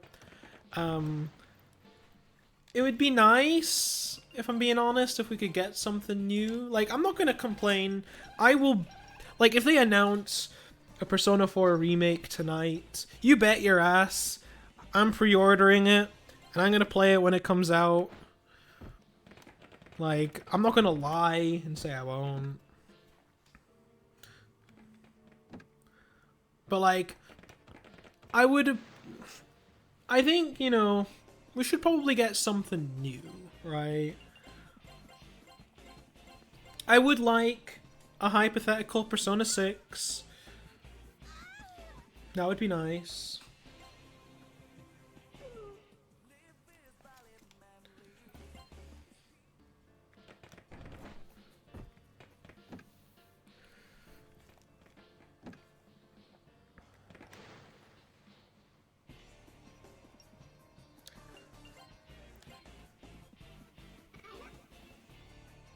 That is another thing, right, that a lot of people rightfully bring up is like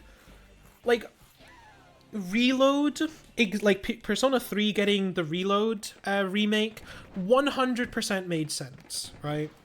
Because there was no mutually agreed way to play Persona 3.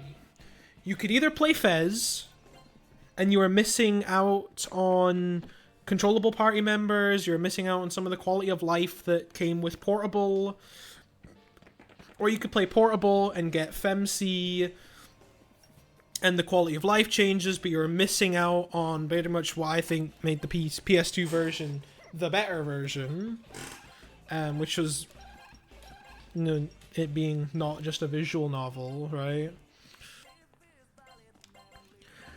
So Reload made sense, right? And I was totally cool with it, and P3 is my favorite. I'm not gonna hide that. It's my favorite game. So I was down for Reload. I don't know really what, apart from a visual overhaul, and I guess adding some of the quality of life that was added with Reload and like Royal, there isn't really much of a need for it, right? The game plays perfectly fine in today's day and age. Like, just, you know?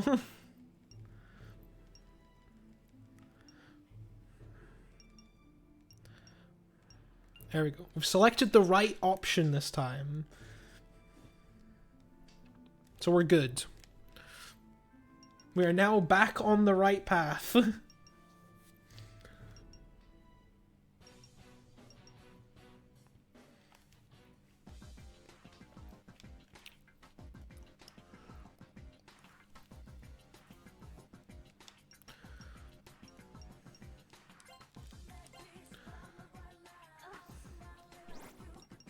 Pixie got max rank. Yippee. And we just have to wait for Maki to die now. Really, that's all it is now.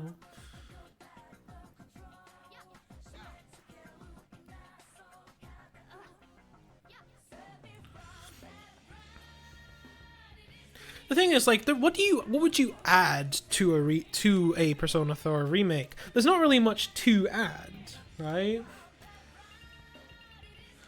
Like, there's already the golden stuff is already incorporated into the story anyway, so you wouldn't, unlike the answer in Fez, where it's a completely different thing. It's already incorporated into the game. So you wouldn't have, you know, vanilla Persona 4 and then sell a golden story mode, right? So the game would basically just be already golden. Why not just play golden? Sure, it doesn't look amazing anymore because it is a 2012 game, right? But it doesn't look that bad. And, like, it's already fairly, you know, it's not suffering that badly from any quality, like, lack of quality of life, right? There's only, like, small bits and pieces that you're kind of missing, right? Like fast travel between certain areas in one bit of the map. That's kind of the only thing that's you don't get, I guess. And that's not really worth a whole remake, right?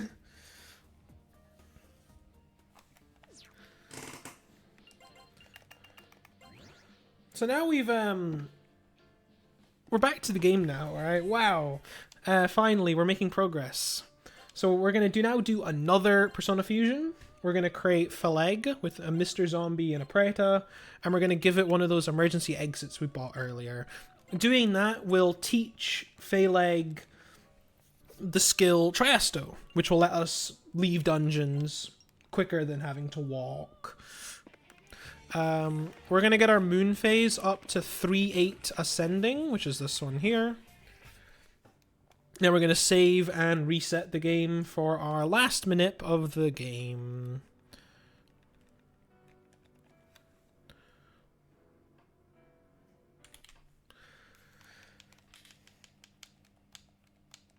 Yeah, I do think, like, obviously there's nothing wrong inherently with a Persona 4 remake, but there are other games you could do first. You could do DDS, you could do SMT 1 and 2 and If, you could do like Strange Journey or SMT4, like the portable games. You could port Q and Q2 to PC, like they did with Etrian Odyssey.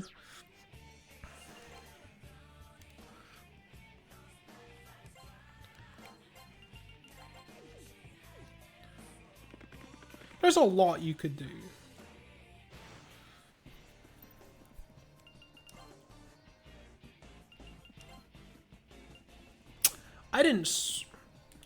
I forgot to swap the personas.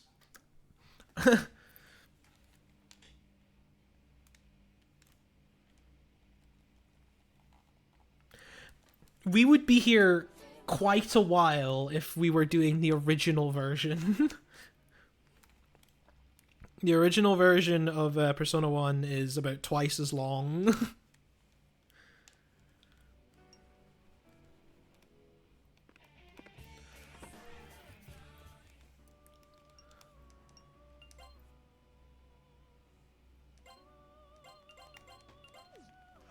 There we go. Now we're organized. And it's still 3-8 ascending on the moon phase, so we're okay. And then we'll save and reset again.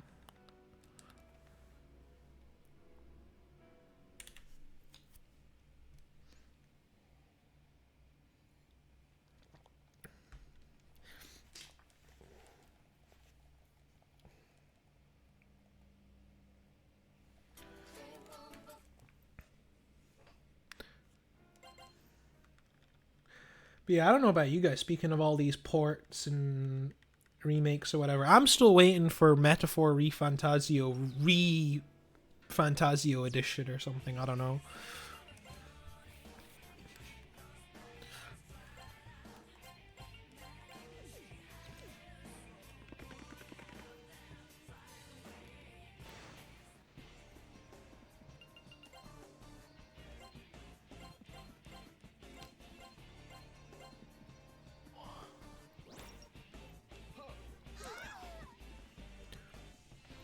Wow, we got the Manip first try, guys. Whoa, crazy. This is Manipped. So this is entirely anticipated behavior. Don't worry about everything else happening. We will escape the fight. Don't worry about it. See? Always happens on the second try. That fight basically ends up being entirely scripted, which is kind of funny. Now we're just going to swap our personas back over, so I get Pixie.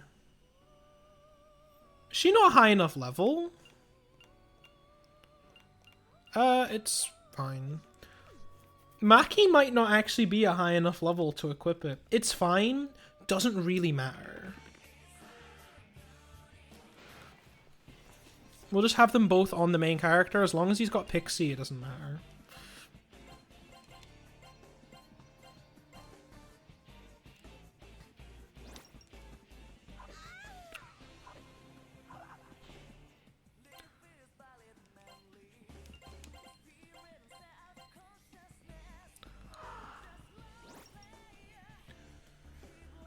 So now that we've done our second latent resurrection, we're going to get even stronger. You thought we weren't strong enough before? Well, now we're going to be even stronger.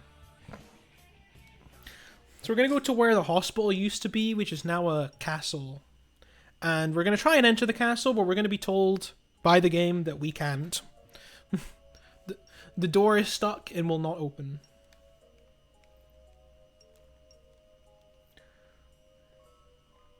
So we're going to have to go and find the Lost Forest. So we're going to have to go find the Lost Forest so that it's no longer lost. And we're going to get a compact that will let us open the door. This encounter is a tad awkward because I have not learned Zeo yet. So we're just going to have to machine gun our way out of it. See, this is why we bought the machine gun. It helps us with stuff like this.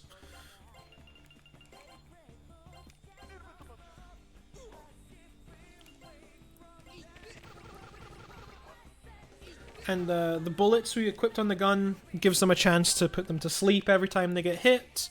Our machine gun hits it's like 6 times or something, like 5 or 6 times. So there's a really good chance that we apply our status effect. And putting them to sleep is really helpful, because if they're asleep, they don't get a turn.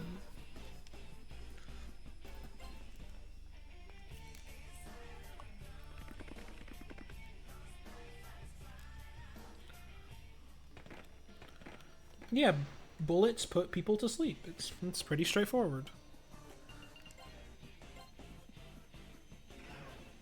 But these are special tranquilizer bullets. They put them extra to sleep.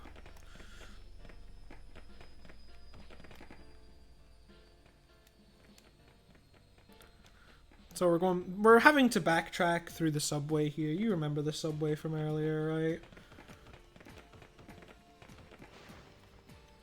Because unfortunately for us, the Lost Forest is on the other side.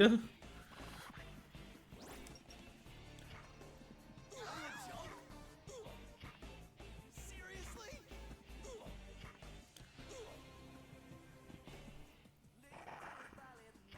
Of course, one missed. They always miss. Yeah, we will be seeing the PSP version of Eternal Punishment. Was it tomorrow morning or like tonight? Depending on where you live in the world. It is the Japanese version with an English patch. From my understanding, the runner will be using the English patch. So you will still get to experience the game, even if you do not understand Japanese, like myself. So you remember that police station from earlier? Now it's the Lost Forest. But is it the Lost Forest if we found it? I'll let you guys think about what that means.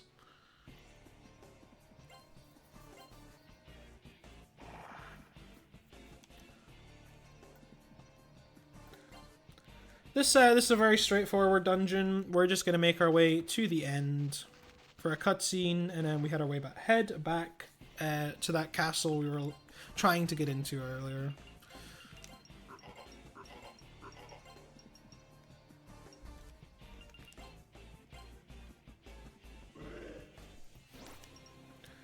Yeah, it's not so much a lost forest, is it, if we're able to find it? Either that or I'm just that good. Who knows, right?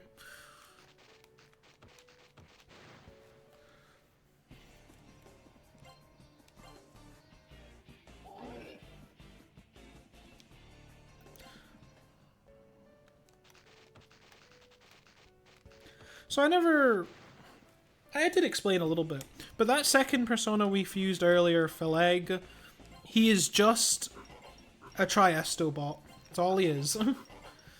Only reason we use him is for Triesto. Triesto will let us leave the dungeon without having to walk, so it just makes navigating the dungeons a little faster, because then we don't have to do all the backtracking.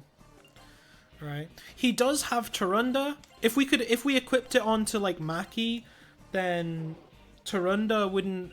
We might use Tarunda, but it doesn't really come up. And we have a better persona to equip onto Maki later on that is a bit more useful.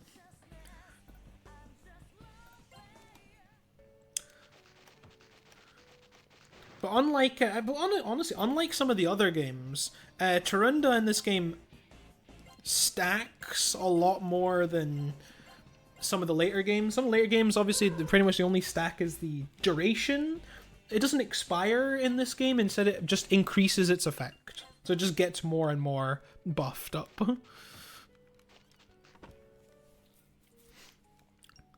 So this is remember this is Mai. Remember that the other little girl I was talking about. This is her. This is where she's been living in a little gingerbread house in the Lost Forest. This is actually this is the most important dialogue in the game. This determines which ending we get. So I have to make sure I pick the right options here. So we pick the first option, then we pick the first option again, then we pick the second option here, and that will lock us into the good ending. If I select the other dialogue option there, we actually get an extra bonus boss fight here and locks us into the bad ending. But we don't want bad endings here. We like good endings.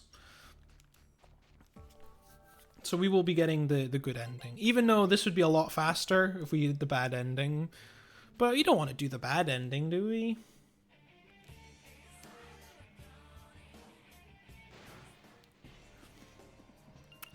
And then we go back through the subway yet again. Yes, unless it's Snow Queen. In which case we do the bad ending for Snow Queen, because it's so much faster. And it's the only one I've done.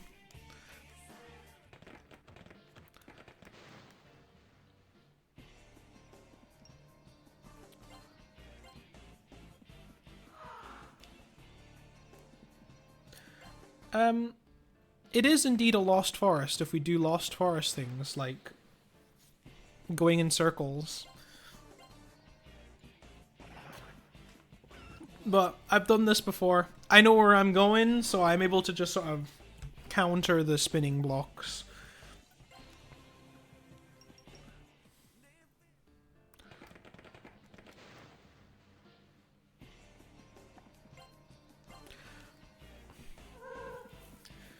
This subway, unfortunately, I guess like a, true to life, I guess. We have to go this direction because it is a one-way. There are one-ways blocking us, unfortunately, otherwise we would just take the route we came back through. But because of the one-ways, we would get blocked.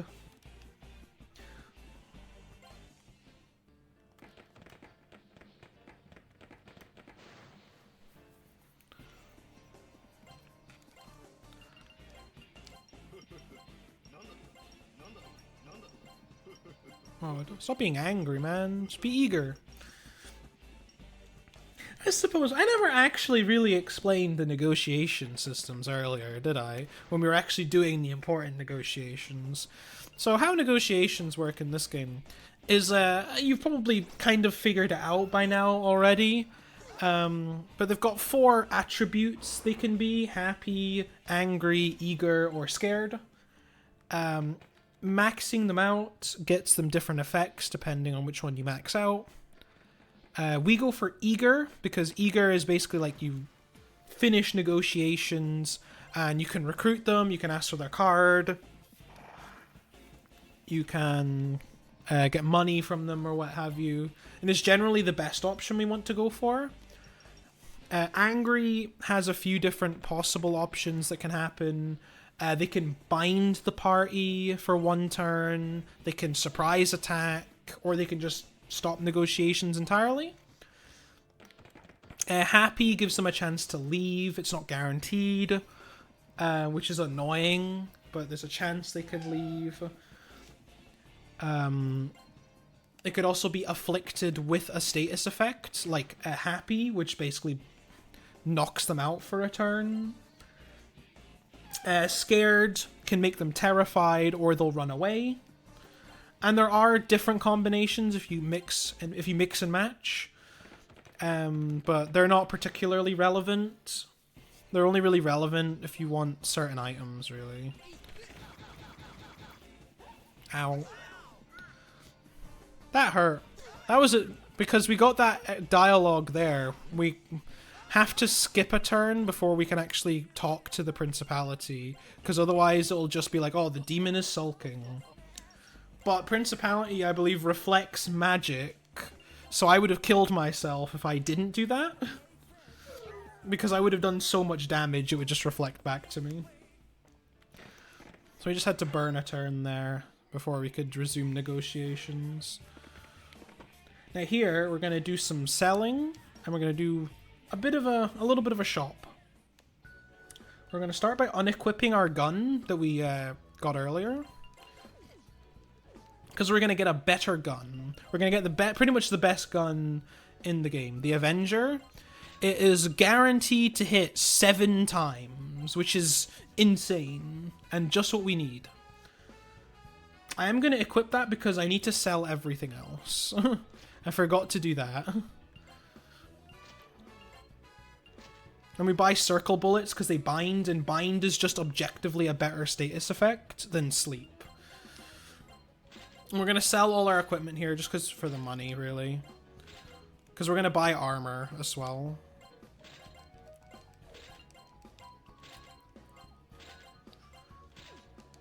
I'm going to buy armor, and we're going to buy some stones.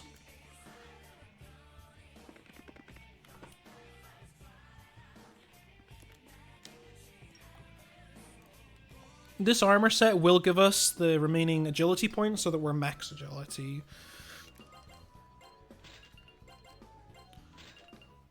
Oh, we actually don't have enough money. We're unusually short on money. Usually that doesn't come up, that we're short on money. But we'll have stuff to sell, because we need a minimum of 72,000 yen. Because here we need to buy 3 Agidine stones, and we need 72k to buy all that. Usually I have money left over, but we have stones that we can sell, so we'll just sell them. And now we've got plenty of money. We keep the Bufu Dine Stone, we need it for the next boss fight.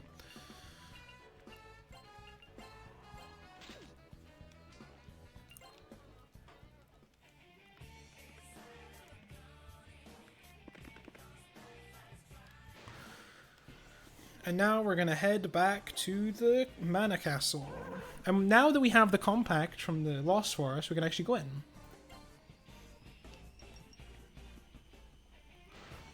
Wow. Just getting encounters after encounters. I don't really want to negotiate with this demon. I did not want to negotiate with this demon.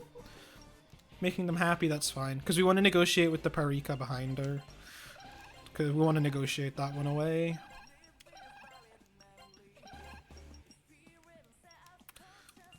and then we can move through the rest.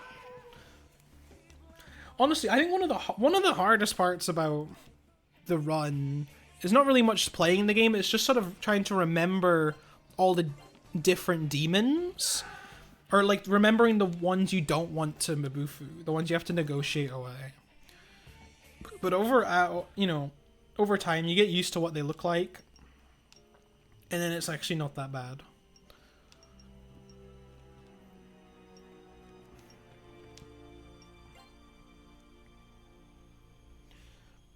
So we're going to place our compact half. It's going to get stolen by the pedestal, which is a bit insulting, isn't it? It's almost as if that was the whole point. We're just a ploy. Yeah, we'll enter the Mana Castle.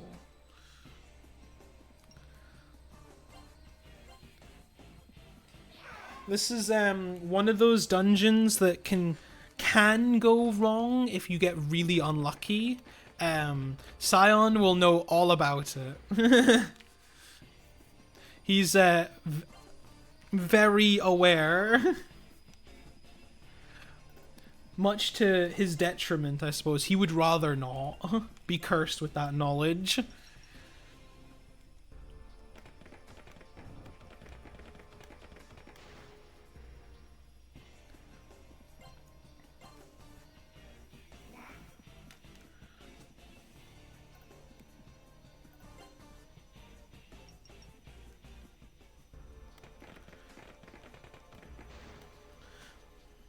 The things he's seen could scar a lesser man.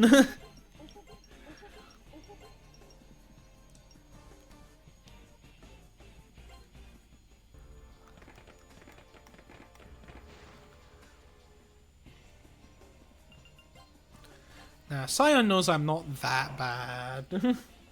Like, I know when to take it safe. But he does. He absolutely does.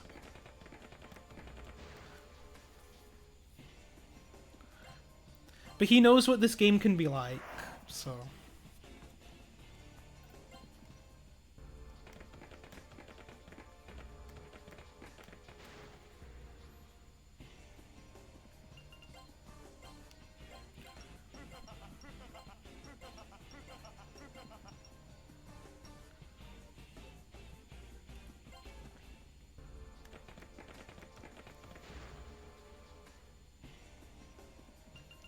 Look, it's La Shin! La Shin, the mystical genie from Yu-Gi-Oh! The best normal monster in Yugi Kaiba format.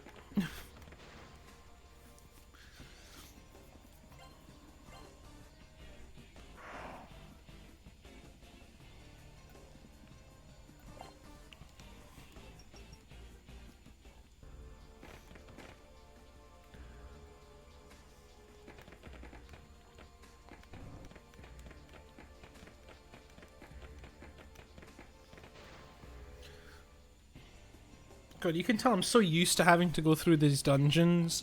Because I just stare at the map. Like, because, so as you see, some of these areas are blacked out, so it makes it harder to navigate through them. But because I have a reference and a map, I know where to go. I know exactly what steps I need to take.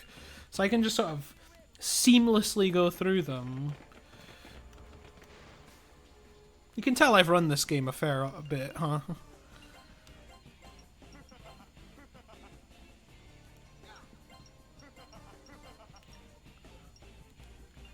I did not want to try and escape. But if we escape, that's fine. It's fine. I was just... I got a little too eager before pressing X there.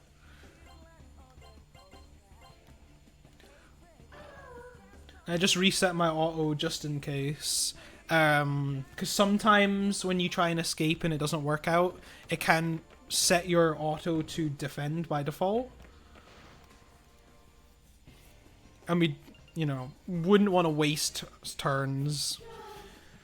There is a save room here. We're gonna save just in case, play it safe.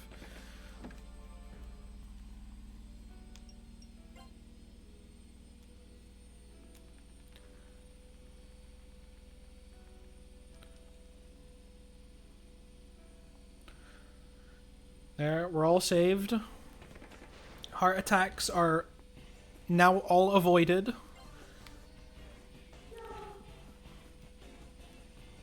This is definitely not my first run. Yeah, would you believe it? Not my first run of this game. Not even on this channel. I have run this game on one of the earlier really long-a-thons before. So it's not even my first time doing it here.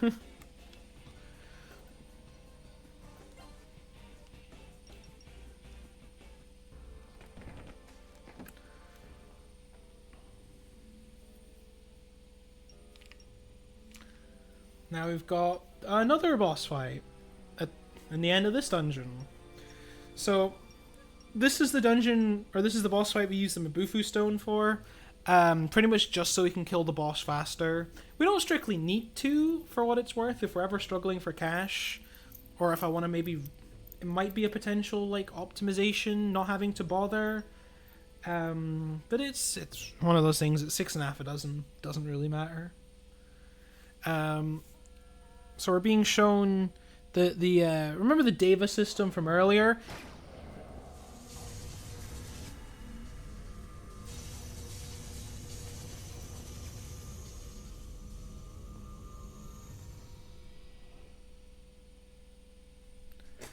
There you go. The Deva system has now created basically a big-ass palace in the middle of the real world called Deva Yuga. We're gonna go there later. Or our goal actually, you know, is to go there. So... But we're not gonna go just yet. We've got some stuff to do first.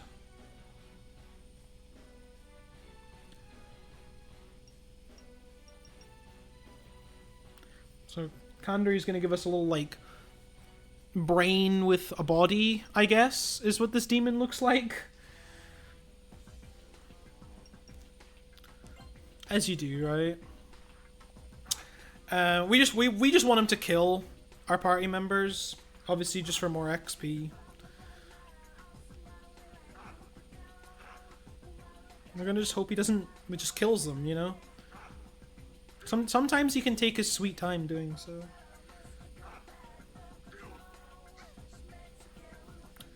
Yeah.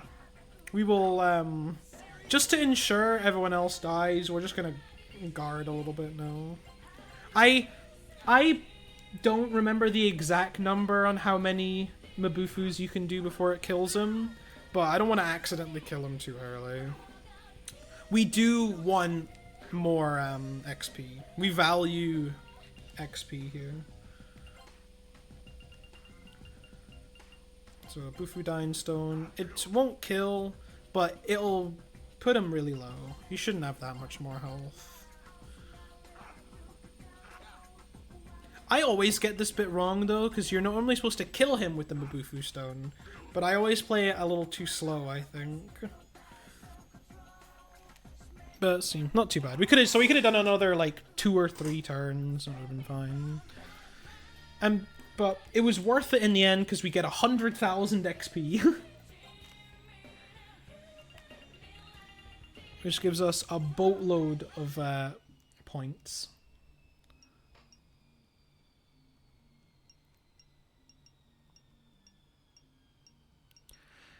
And they bring up a haunted mansion. So obviously we're going to go to the haunted mansion, right? We wouldn't not go to a haunted mansion.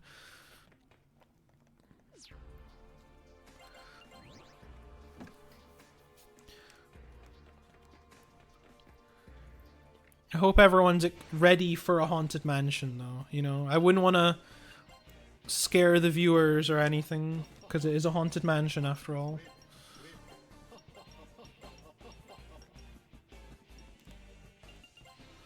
So I guess this is your warning. We're going into a haunted mansion. Be careful.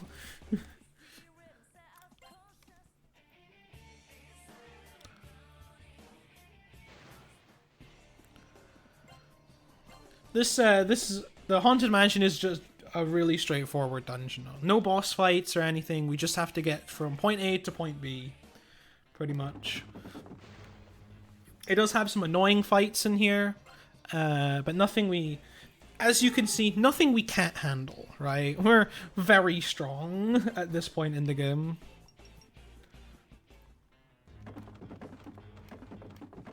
That is the wrong... I'm a little early there. Okay. It's fine.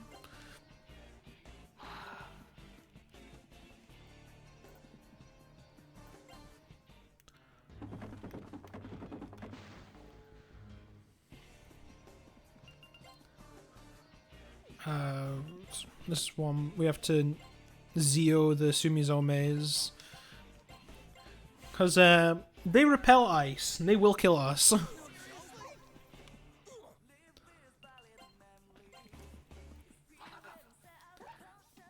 Like, this is, it's, you know, we're protecting the castle, but the castle is the main character. Is this blindfolded? Would you believe me if I said yes?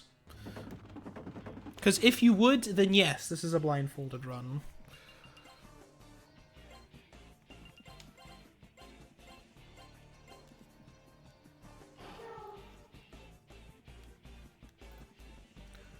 It can be a blindfolded run if you believe hard enough.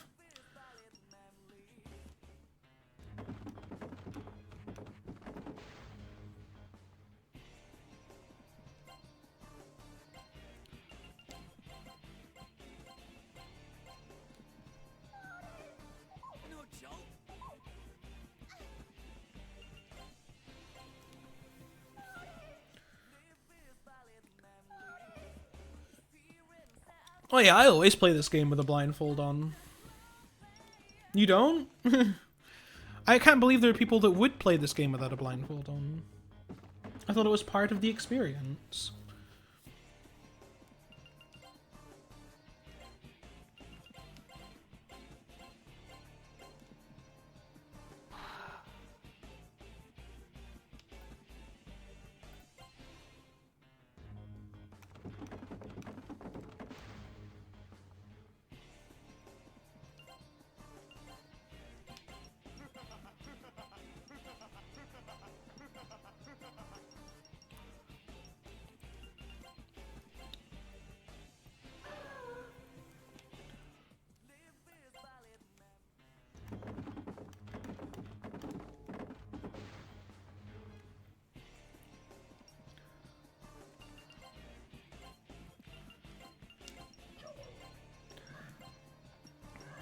No, please don't get angry.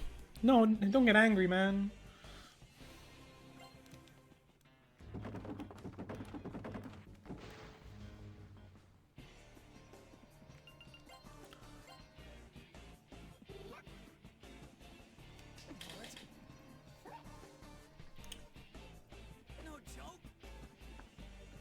Am I... No, they just didn't die. Yeah. I was taking a drink. I thought I was just guarding for a moment there.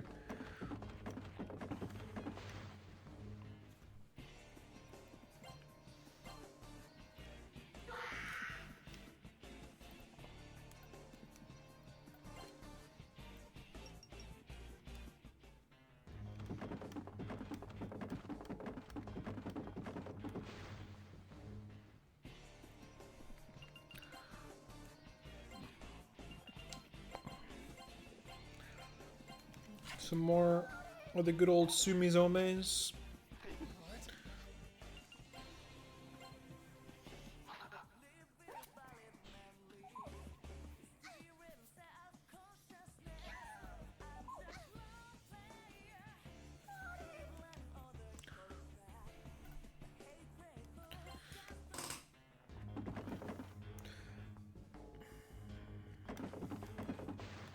This game has a completely different... Here's just some, you know, fun trivia. I'm sure most people know this already. This game has basically two completely different soundtracks, depending on which version you play. If you play the PS1 or the PSP version. This got an entirely redone soundtrack by Meguro Shoji, compared to the original PS1 version. Some people prefer the PS1 version. A lot of people probably prefer the PS1 version.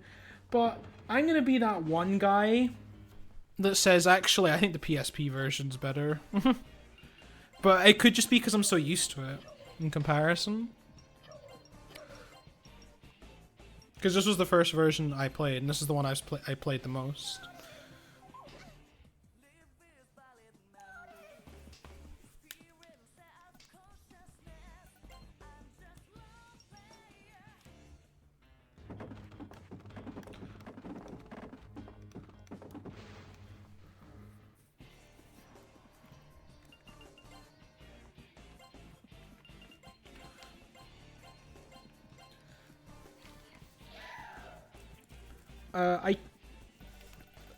I'm gonna get the thumbs up from tech first before I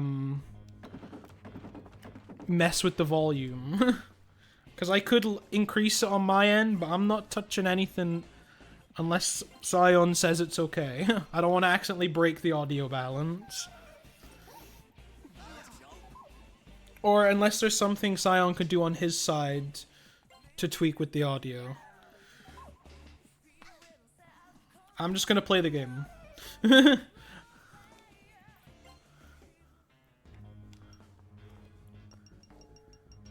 don't want to, like, I could increase the game volume, but I don't want to put the audio balance out of whack. Unless Scion says it's okay.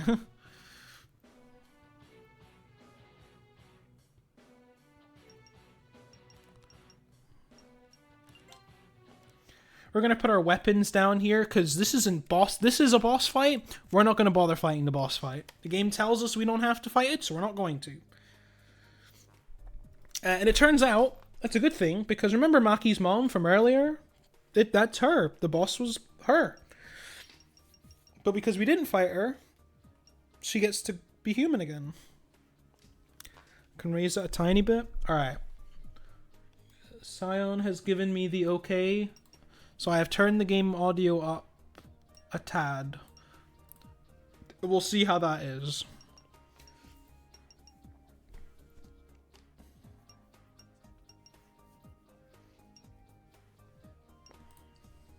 We've got the Scion seal of approval.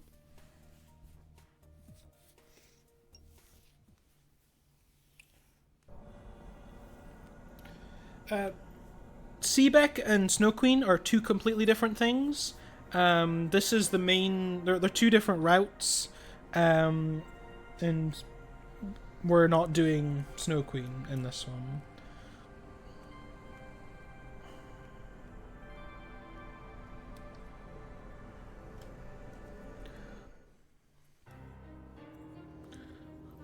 Isn't all of our hearing weird? Aren't we all?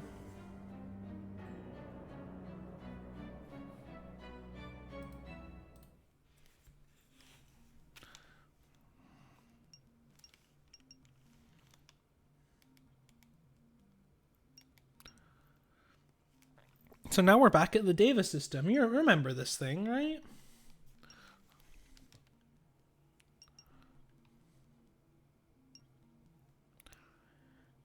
We're going to do one more Latent Resurrection. You remember that thing from earlier? It's a good thing we still have 11 healing revival beads from earlier.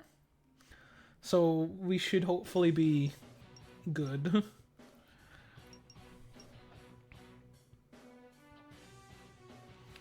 Here's Kandri showing up. It's not real Kandri. It's like a shadow or like a ghost of him. Hologram, whatever you want to... However you want to phrase it. And he's basically challenging us to fight him. So we're going to go and fight him. Because he's at the top of Deva Yuga. So we're going to work our way up there and we're going to kick his ass.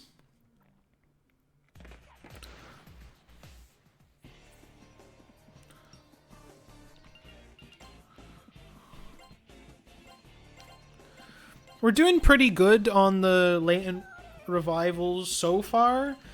We are... The first one was second attempt. And then obviously our Manipt one was first try. It always is going to be. So hopefully we get a good one here. But first we have to swap characters.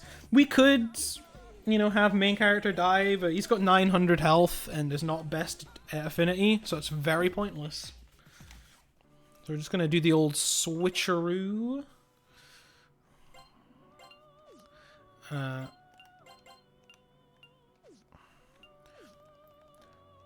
It doesn't really matter which persona the main character has on equipped. I'm also going to save just as a precaution. But first I'm going to buy a clean salt, which is everyone's favorite, Estoma. We love Estoma in this household. Unfortunately for us, Estoma doesn't really work that well in this run. Simply because in this game, Estoma uses party average level. And because our party is really low level compared to us, we cannot really take advantage of Estoma. This is a fight I don't really want to deal with. It'll probably kill Maki, but I can't machine gun these guys to death. Okay. Should be fine though. So that's 1. Everyone count with me. 1 revive.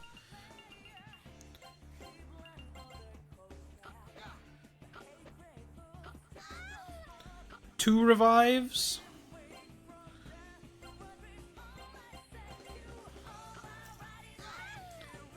3rd time. This is actually pretty good. Her dying again isn't, but you know, it's fine. Hopefully we can escape. Yeah. There you go. So 3rd try, 3rd resurrection. That's pretty good. Pretty good. Now we can continue on with the rest of the game.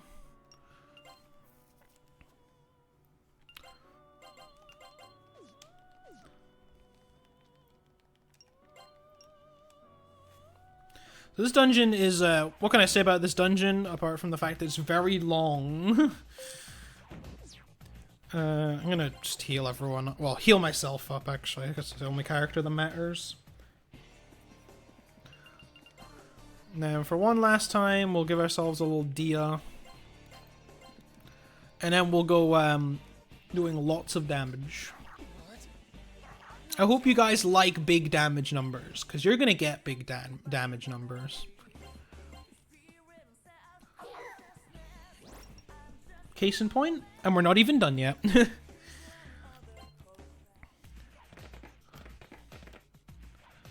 God. Hold on, sorry, I've lost myself. This is a big dungeon. So I just need to refamiliarize myself a little bit. Find out where I was.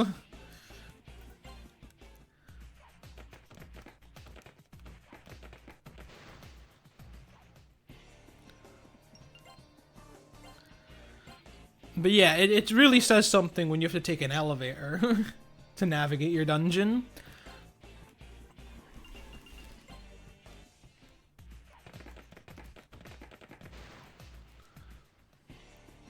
But we only have to do the elevator once, though, so it's not too bad. Seriously? No joke? Getting lost? Yeah, I'd never get lost in Deva Yuga.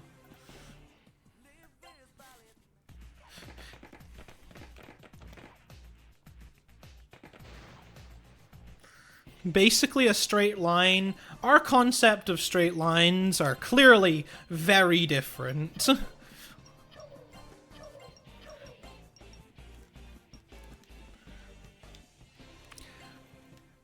Yeah, because our party members are effectively cannon fodder, we don't bother healing them.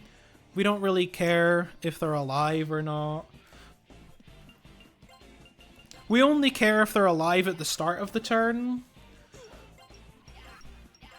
so that we can negotiate. And that's about it. The rest of the time, they can sit on the floor all they want, and I don't care. You know, whatever floats their boat.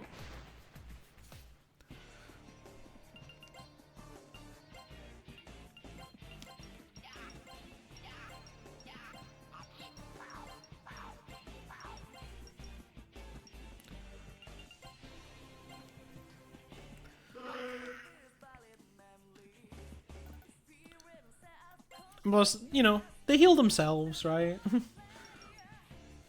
every time they level up, they'll heal themselves. So I don't have to do anything for them.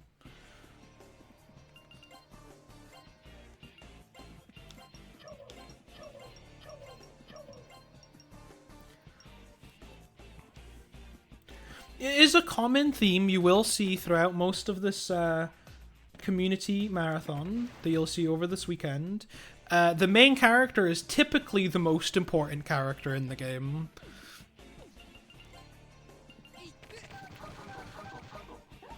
You'll typically find that we're the only character that matters the most.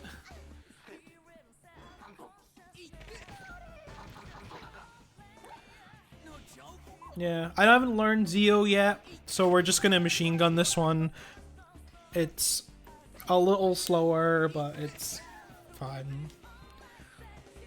Our gun's really good anyway. Our gun also, we don't just bind, we also have a chance to inflict terrified, and so they can occasionally just run away as well, which is helpful. I'm not entirely sure, actually. I don't think so. I'm pretty sure the main character is always the strongest one. The closest one is probably, like, Eternal Punishment. Because I think technically Tatsuya is the strongest character in Eternal Punishment.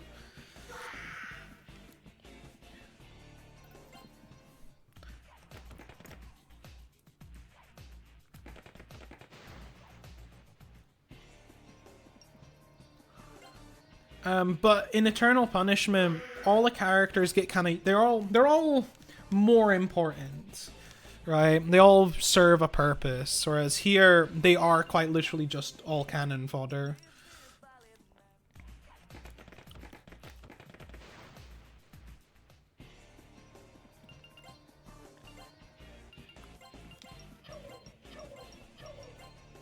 I don't think I've learned Zeo yet, so I'm just gonna machine gun the Sumizomes.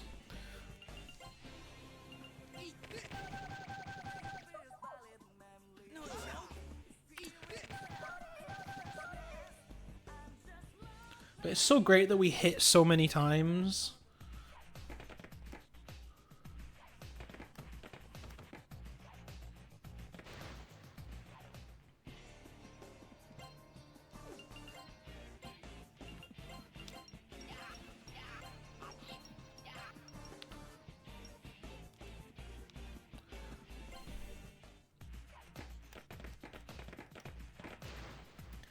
Whoa, you never finished Eternal Punishment? Do yourself a favor. Finish Eternal Punishment. It's really good.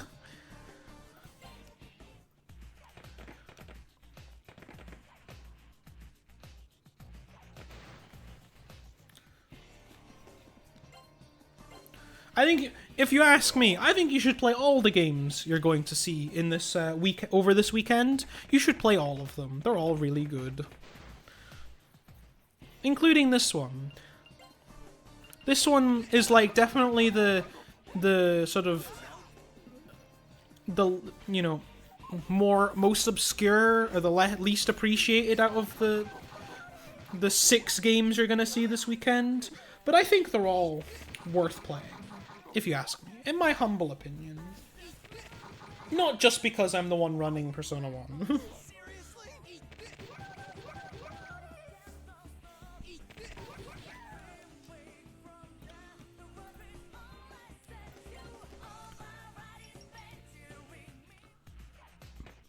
I have taken a wrong path somewhere.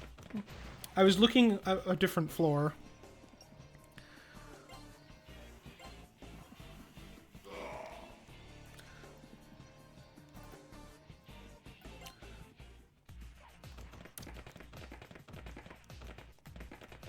I like the maps we have for these games, but like, still, man. I wish the dungeons were a bit more straightforward.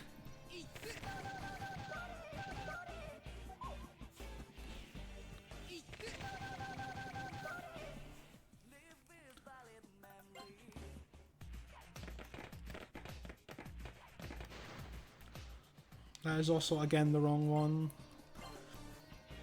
That's the problem we run into with these last couple of dungeons, is they get very windy. It's very easy to get lost in here. I don't know how people back in the 90s were able to beat a game like this without a map.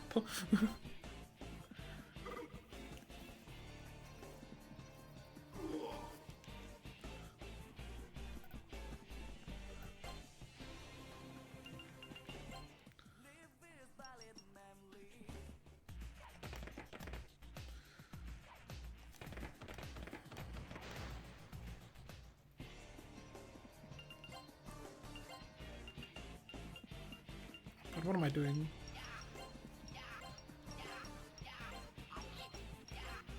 Thing is, do you want to fully map a dungeon though? Like at most I just go and grab all the items, right? And that's it.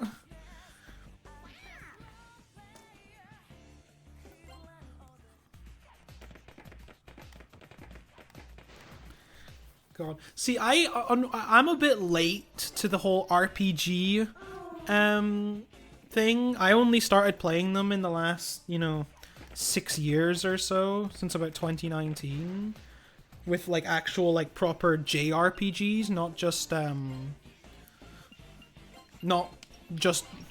Western RPGs, but like proper JRPGs.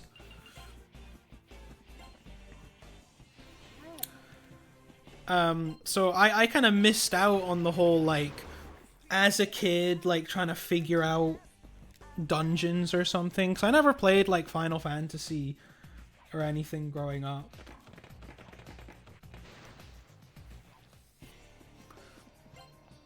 I missed out. Surely missed out. Because I'm sure even as a kid, I would have loved these games. But no, I was a Call of Duty kid growing up.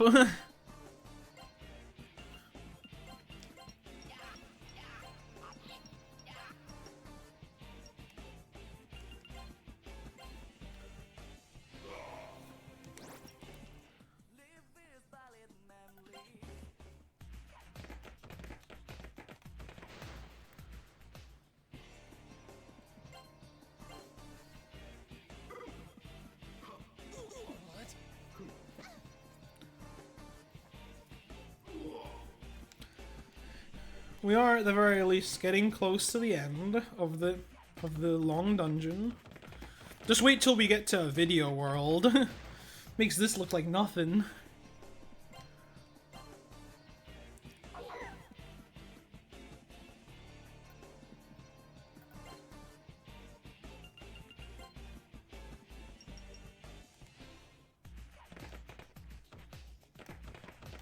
No, I'm going the wrong way. I'm getting ahead of myself.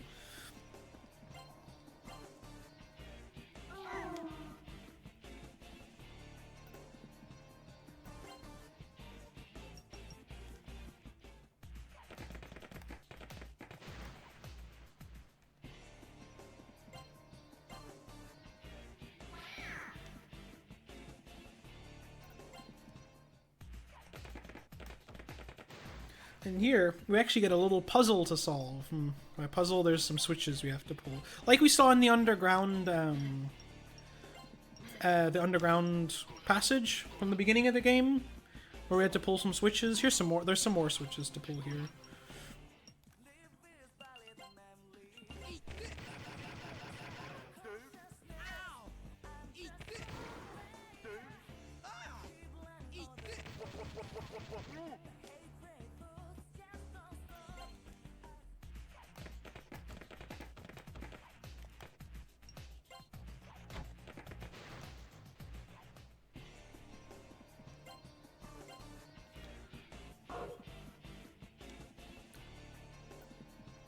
Yeah, a stoma would be so nice, man. If only we had a stoma. Or if only a stoma was viable, I should clarify.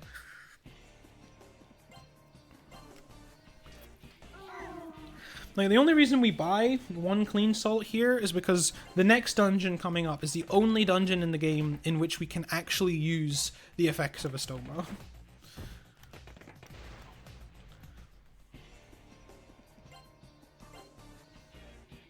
The rest of the game, it just doesn't work. We need like an XP glitch or something, which is just not viable. Yet. It's not been viable yet. I should clarify.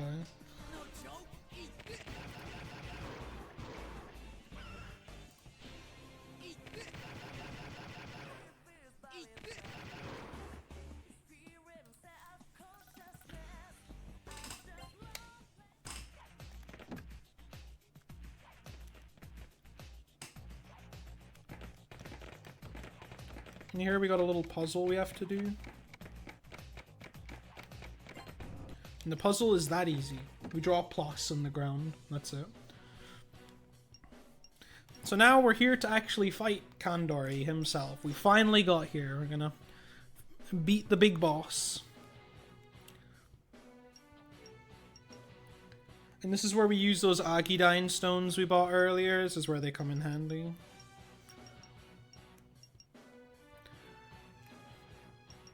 This boss has two phases. Phase 1, pretty straightforward. Phase 2, pretty straightforward. But we use Agidine stones instead. Because they do so much more damage than Ice does in his second form.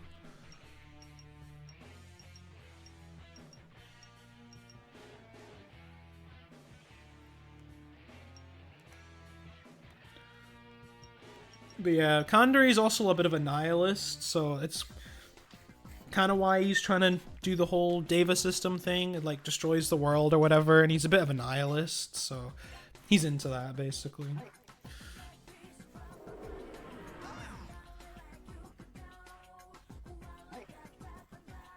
And hopefully, again, hopefully he kills my party members. Because we want that XP, baby.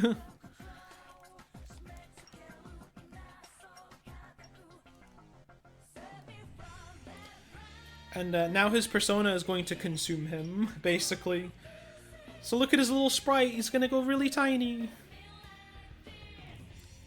And now he comes back as God Kandori. Or as my PS1 heads know, God Guido. Honestly, one of my favorite changes in the PS1 version is they basically made Kandori Italian, basically. For no reason. I'm just gonna guard until the rest of them die.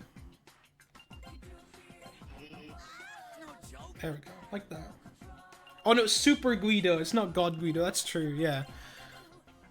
It's so funny though. But yeah, we get 167,000 XP, which is pretty nice, you know?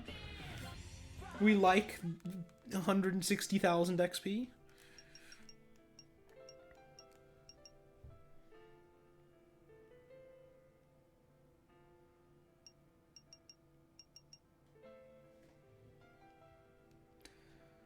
But yeah, you'd think the game's over now, right? We defeated Kandori. Game over, right? Except it's not. This would be where the game ends if we got the bad ending. But we didn't, so we're not. We get to experience the true ending, the way the game was designed. So Maki's gonna temporarily leave our party.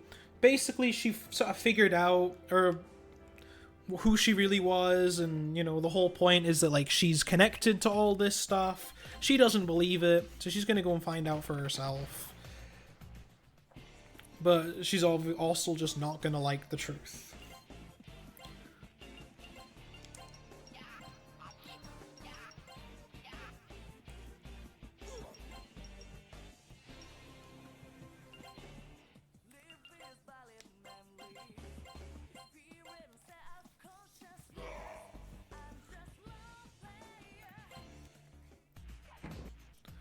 So we do a slight bit of retracing our steps, but we don't actually go very far. We go into this room here.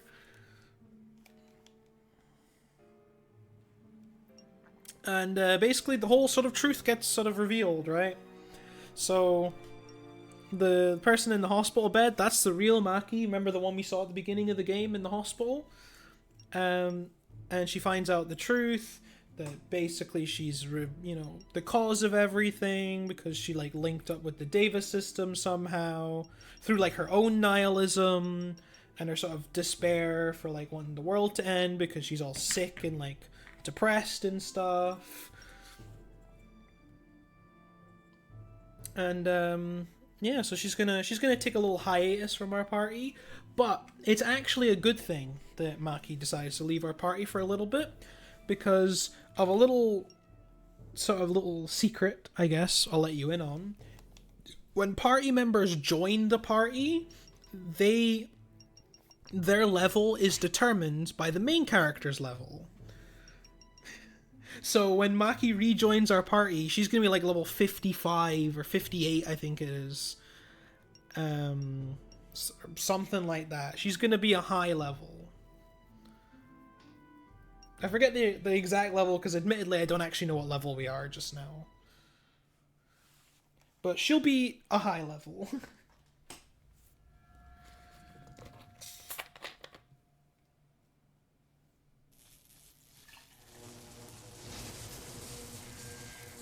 But look, guys, we did it. We stopped the Deva system. We won, right? Except no, we didn't. The game is not yet over.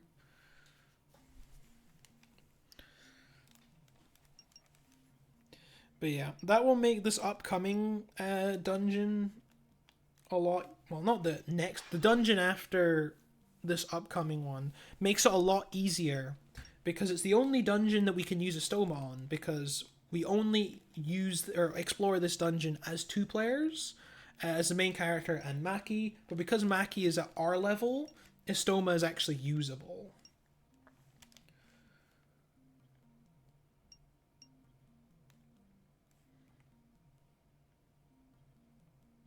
So there's some story stuff going on. They're like fighting, trying to like smack some sense into each other.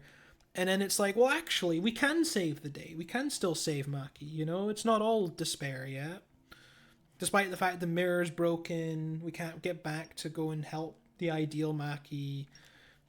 Except, you know, everything we need was in this room already. How convenient is that, huh?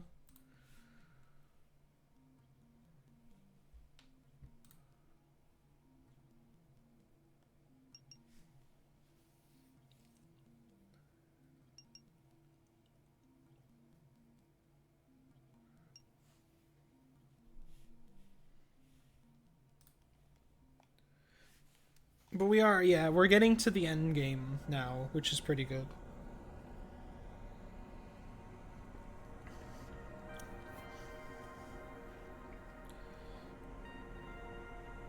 Then I'm gonna get something to eat, because I'm kind of hungry, and at this point I'm too committed to go and grab a snack. I also don't know what I would grab. I don't know what's in my cupboard.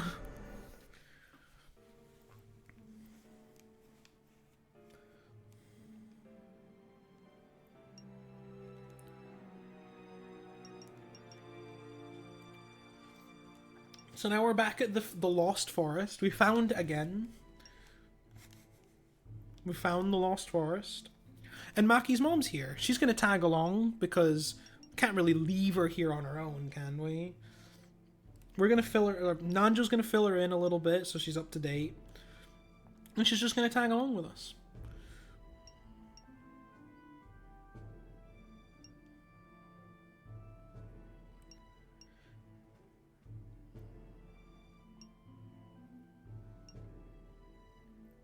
But now we've got another mission, I guess. We're going to go save Maki.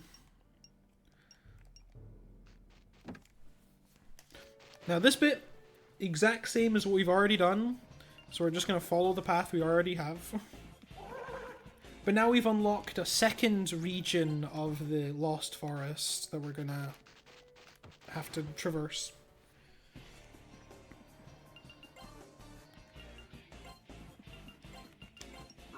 It is kind of funny. Despite Russ being pretty much in the end game at this point, it does just give us the same pool of demons that were here first time. We are so much stronger than them. So I'm surprised it doesn't update them.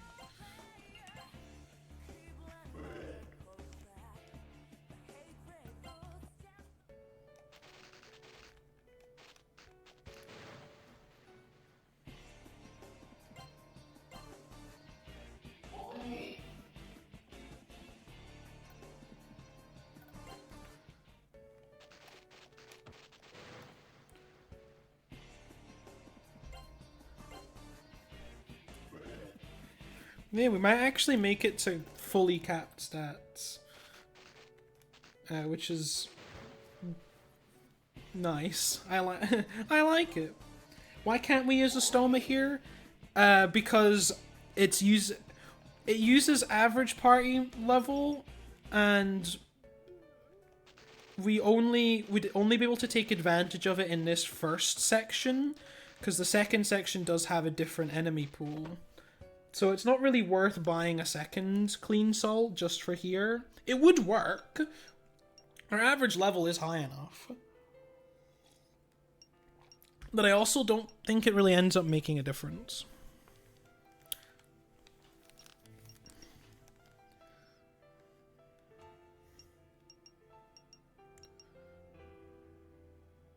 But, you know, you could do it if you wanted to.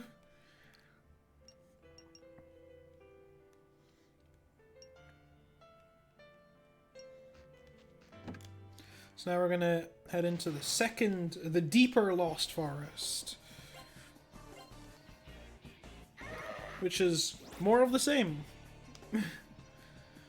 Sensing a pattern with this game, huh?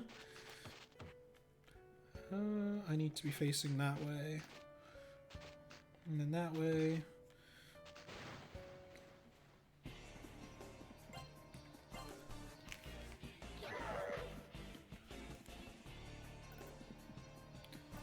We're also pretty much at the point now in the game. 69, nice.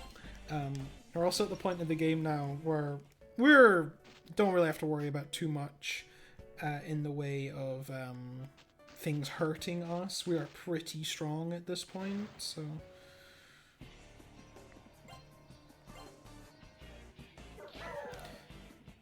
So we pretty much just wreak havoc on everything.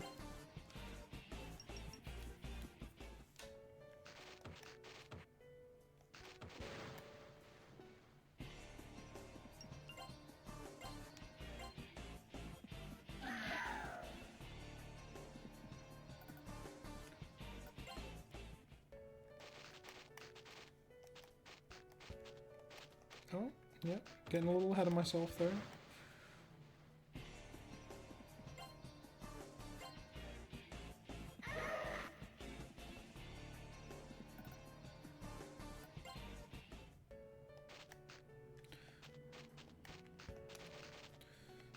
And we got a little field here that we have to take a certain path, because there's invisible one-directional blocks here. But I know where I'm going.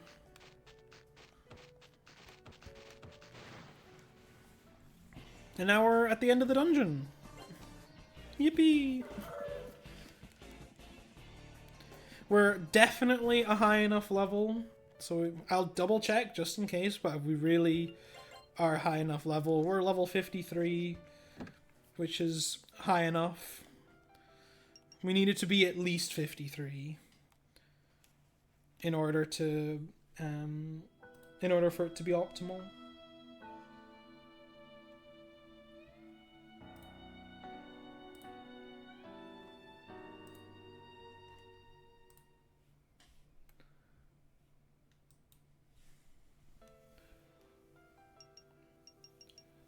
And then we just got some more dialogue. We're just gonna, you know, hold my turbo button.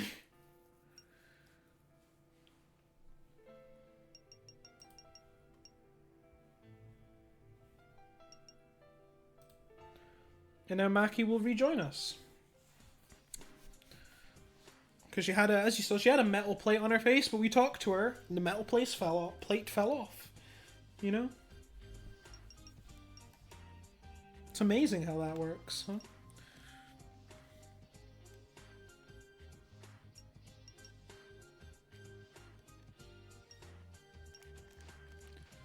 Now we can leave and we just Triasto out of here.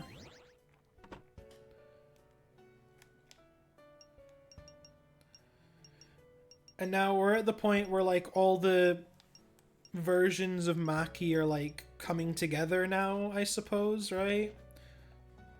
Returning back to themselves as they are supposed to be. And now we are basically in the endgame. We're 2 dungeons away from the final boss. So we are in the endgame now, for sure. So now we've got to go do some endgame setup.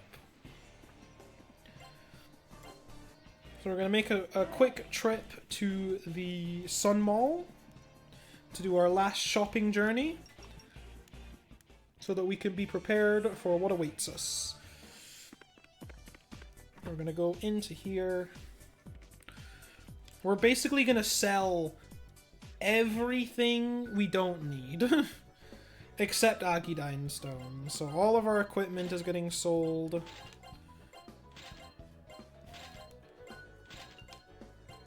Because we need as much money as possible. It is very important.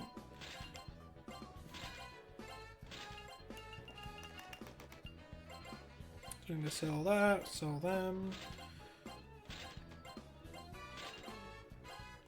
We're going to keep all the Firestones just in case, but everything else is not necessary, pretty much. So we're going to buy a Sturm set, right? Yeah. This is pretty much the best female armor set, so we're going to give that to Maki. We're going to take a quick trip to the Velvet Room. I will equip the armor, I've not done that yet, but I will. We're going to do another fusion. Our last fusion, we're going to make a Loki with a zombie girl and a Yukobak. We don't need to give it an item. And then we'll equip that onto Maki. Loki here is really good because Maki will now have lots of like immunity to things as well, which makes her very hard to kill. And she gets access to a useful skill. That's not what I want to do. I want to do... Yeah, no, I wanted to do equipment, yeah. Just give her the Sturm set. And now here we want to buy 14 Agidine Stones.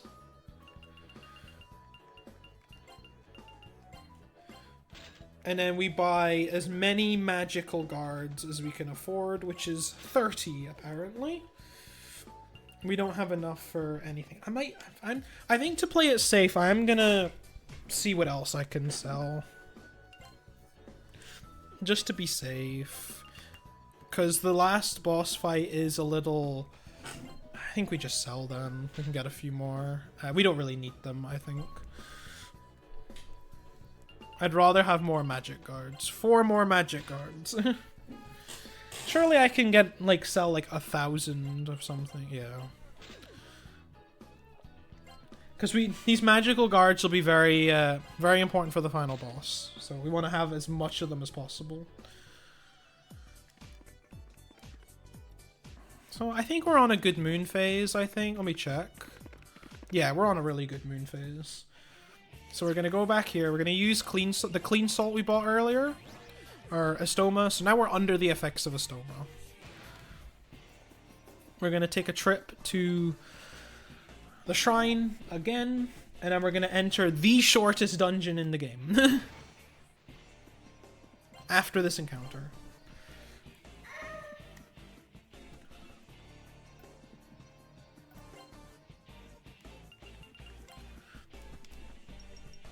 This dungeon is, this is where we'd get access to the ultimate personas if we wanted to, but we have no need for them, so we won't be using them. We're just going to go in here, straight to the end of it, and straight back out again.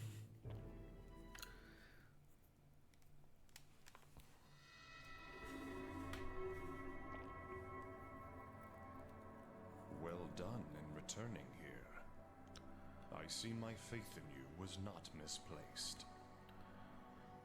The Elia Cavern behind this shrine leads to the sea of all mankind's souls. All souls are born there, and someday return there. Maki Sanamura's soul is about to return to that sea right now. It calls for you, and for her ideal self. Now go. Only those who have been called may enter that cavern. Work together to help the lost soul. Yeah.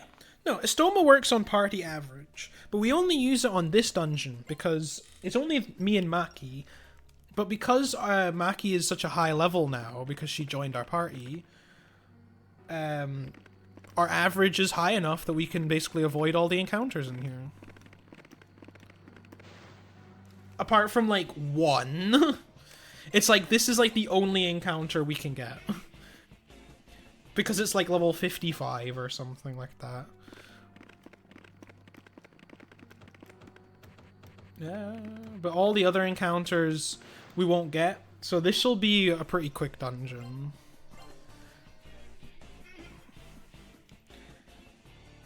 But this is unfortunately the only time Estoma is actually viable in this run. If we had a way to increase our party level to a higher level, then Estoma would be more effective.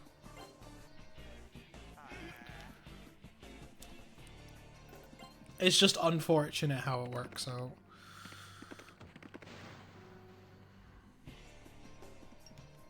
Saying that, we're getting a decent amount of encounters for Estoma. But you notice they're all the same. And luckily for us, even if we got into a sticky encounter, Maki, because she's high enough now, we can reliably escape. So even if I was to die or something, Maki is pretty tanky now, and a lot of the skills don't affect Maki anymore. She's got like a pretty... I think she's... It's like a lot of magic just seemingly just doesn't do anything to her. I forget her exact resistances, but she's got a pretty good magic resistance. And like instant kill stuff just doesn't affect her. So she ends up being really sticky in awkward states, which is really helpful.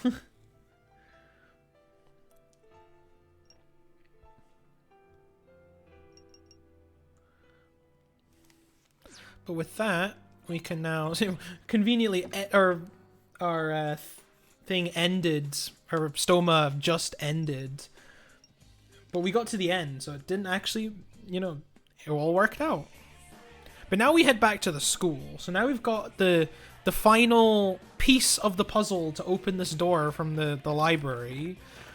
And we can now enter the final dungeon of Video World, which is by far the longest dungeon in the game. It is quite a journey. But we are getting close to the end of the journey, at least, if that makes everyone feel better.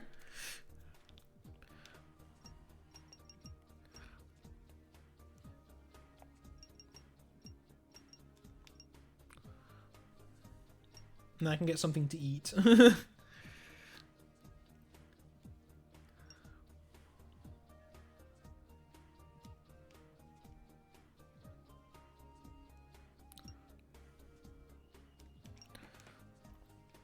Right, so welcome to the final dungeon of the game.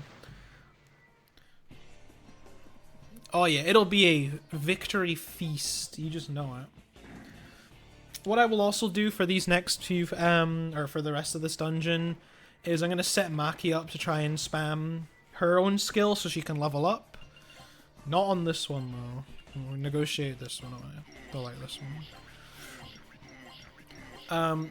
Because a neat thing that we're going to take advantage of is a skill called Wulvan. What Wulvan does is it applies the effect, basically applies, I think it's called Beast, I think they call it. And it basically turns the character into a werewolf, I guess. and the character will gain buffs depending on the moon phase. So we're going to enter the final boss as close to new moon as possible so that we can take advantage of... it's like a 50% buff in stats. And it allows our... Like, we're at 99 agility already, right? But being in beast status actually lets us break the limit. So we can go to... we end up being like 120 or 130 agility or something. Depending on the moon phase. So we can get pretty speedy. And it basically makes it so we are guaranteed to outspeed the final boss, which is very important that we outspeed the final boss. It is mission critical that we outspeed the final boss.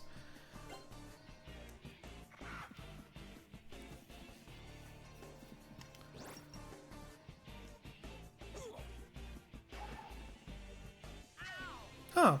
Maki learned a skill that usually Loki isn't supposed to learn, so I must have got like a mutation.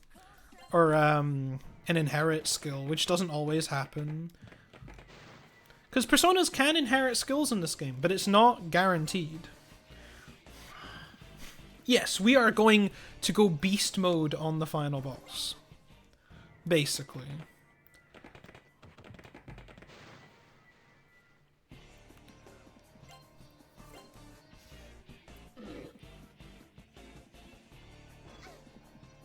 Now she's level 3. That's all we need her to be. All we need her to be is level 3, so now she can guard.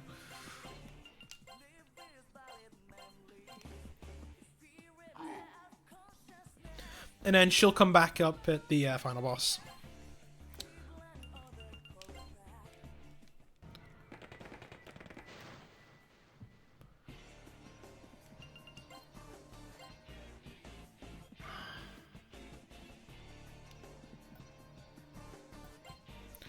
At least our other party members are trying to catch up. They're like level 25. Pandora, the final boss, is like level 70 or something. But you know, they're trying. I don't expect them to live very long, but they're trying.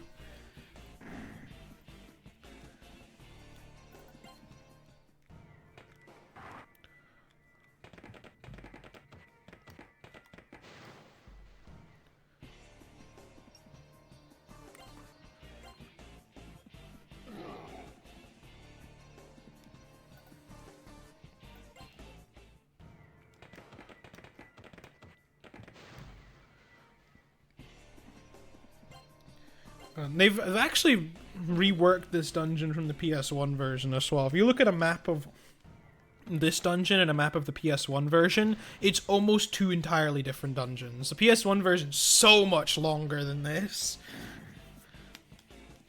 So I'm glad we're not doing the PS1 version. It's something I'm trying to work on and actually do a PS1 run. But it's such a slow game compared to this.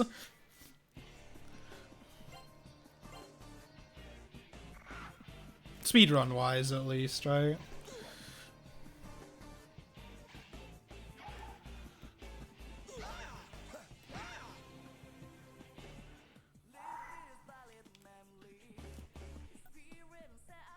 Yo, a Bufudyne stone. Maybe that comes up.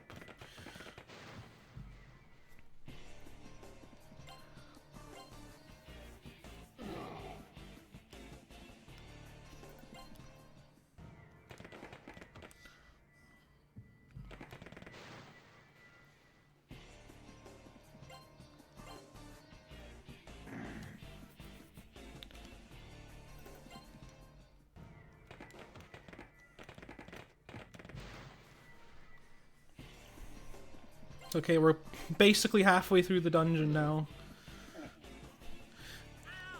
Like, it looks long. When you look at the map, it's, like, insane how big it is. But it's... once you actually get through it, it's not that bad.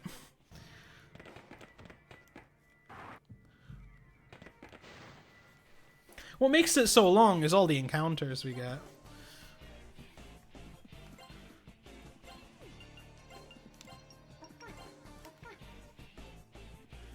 But there's not too many hazardous ones here. A lot of them we can just obliterate, and the few that we can't, very easily negotiatable.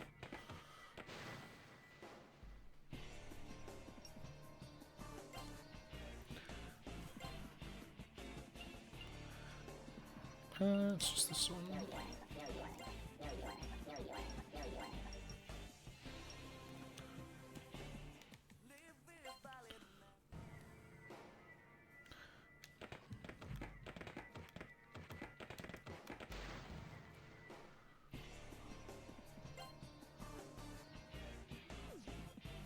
That one is not on the list. But that one's... yeah, that one is not on the list. And it really should be. Every time I come up against this encounter, I always forget.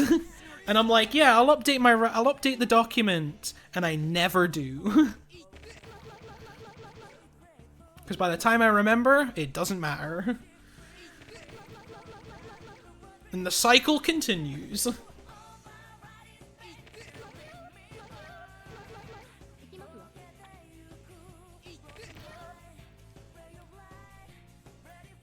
And we leveled up, so I don't even have to heal myself. How convenient is that, huh?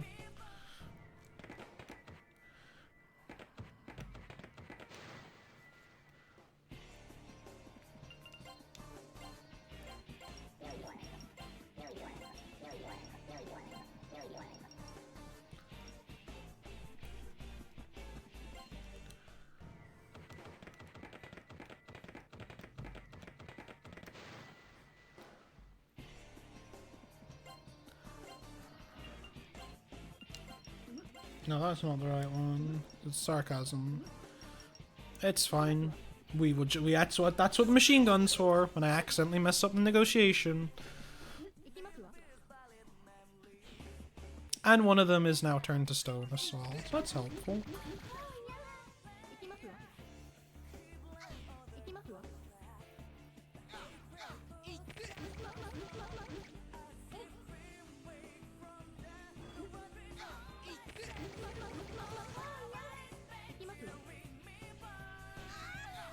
It can take some time to appreciate the music, you know?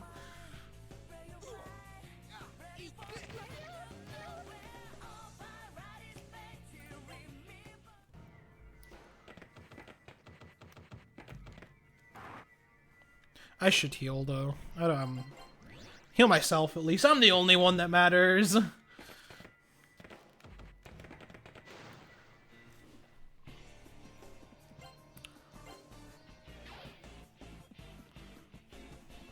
Oh, we're guarding. I don't want to guard. Why am I guarding? Because I shouldn't be. Sometimes the game just does that. What can I say? That's good. What? This is also, admittedly, an encounter that does not come up. I have not actually seen this encounter before. Game's throwing us all sorts of surprises today. But it's okay. That's what the gun is for. And because they're constantly binded, they cannot do anything. Remember earlier when the toilet was constantly binding us? This must be what it felt like. Or this is what it feels like to them. You know, now they know. Get a taste of their own medicine, you know? Can I stop fumbling, pressing the wrong buttons?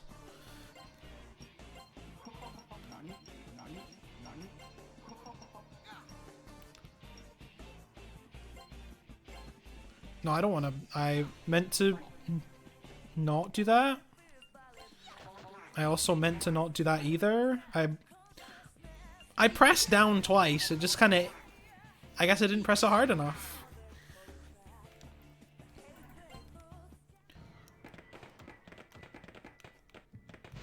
Guys, the fatigue is clearly starting to get to me.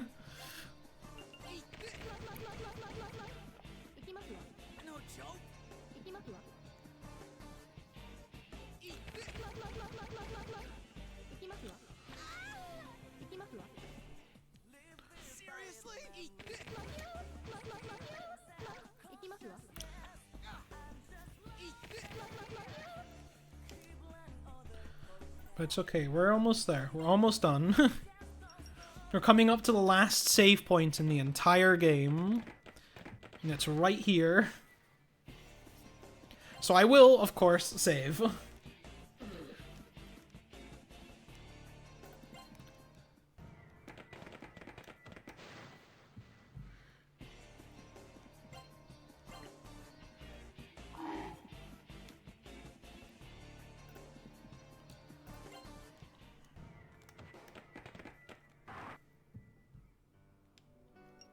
Making Scion proud by saving before the final boss.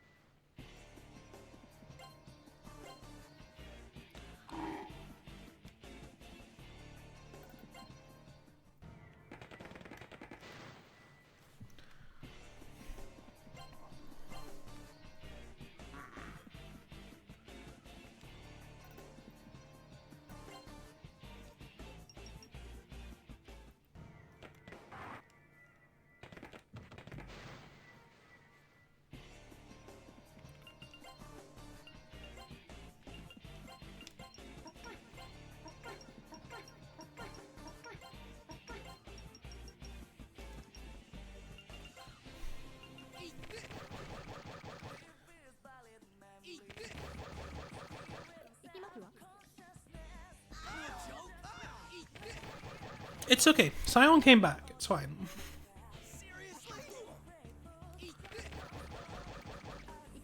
He remembered he had stuff to finish off. Or had stuff to finish, so he came back.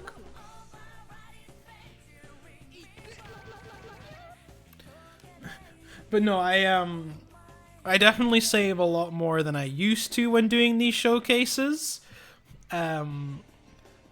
Because I have been burned, so I've learnt my lesson. No joke?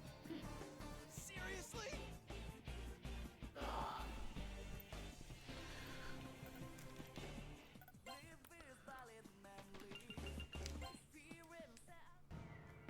I meant to go down. I'm getting a little early there.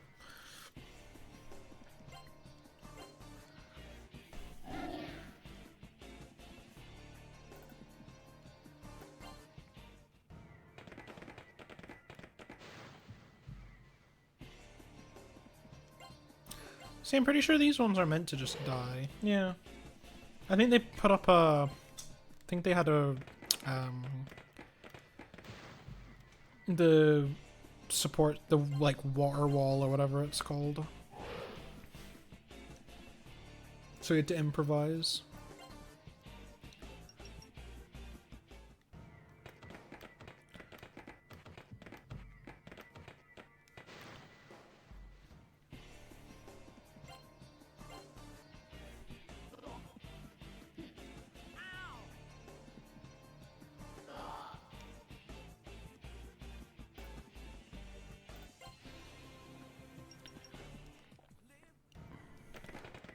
Can practically smell the finish from here. Now, I will just let everyone know, the next floor has damage tiles on them, and the screen does flash. So if you're a bit insensitive, or a bit sensitive to that sort of stuff, this is your warning. That the screen does flash a little bit. It's not super intense, but just in case anyone's a bit uncomfortable.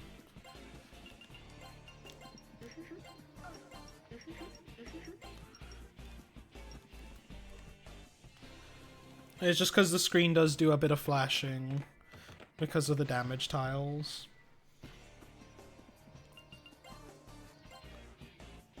Once we get to the final boss, you can look at the screen again if you're a bit sensitive to flashing lights.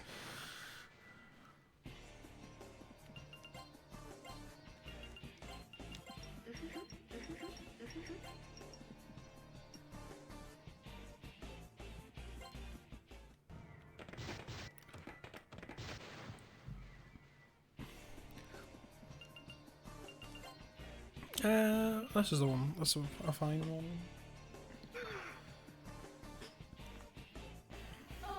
Yeah, it's... Honestly, these damage tiles are so useless because they barely do any actual damage. They are just, all they serve to be is annoying.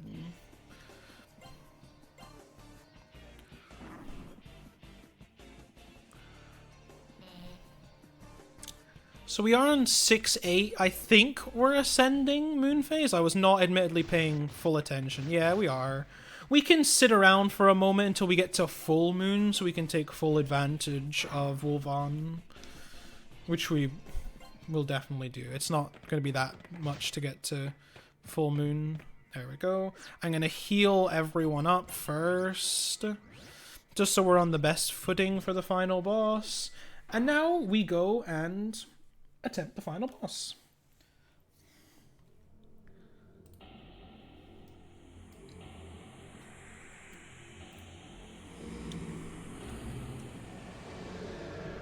So this is Pandora, also known as Maki. As you can see, she's got her face there. It's Maki. And we're gonna go and fight it. I don't really need to explain much else, I think. We're just gonna fight it. We're gonna throw hands. So, this is another 2-stage boss fight. Stage 1, fairly straightforward. We bought some Agidyne stones. We're gonna use 4 of them. Maki's gonna cast Wolvan on herself and then on the main character afterwards. And this bit's pretty straightforward. There's not really much to say about this bit.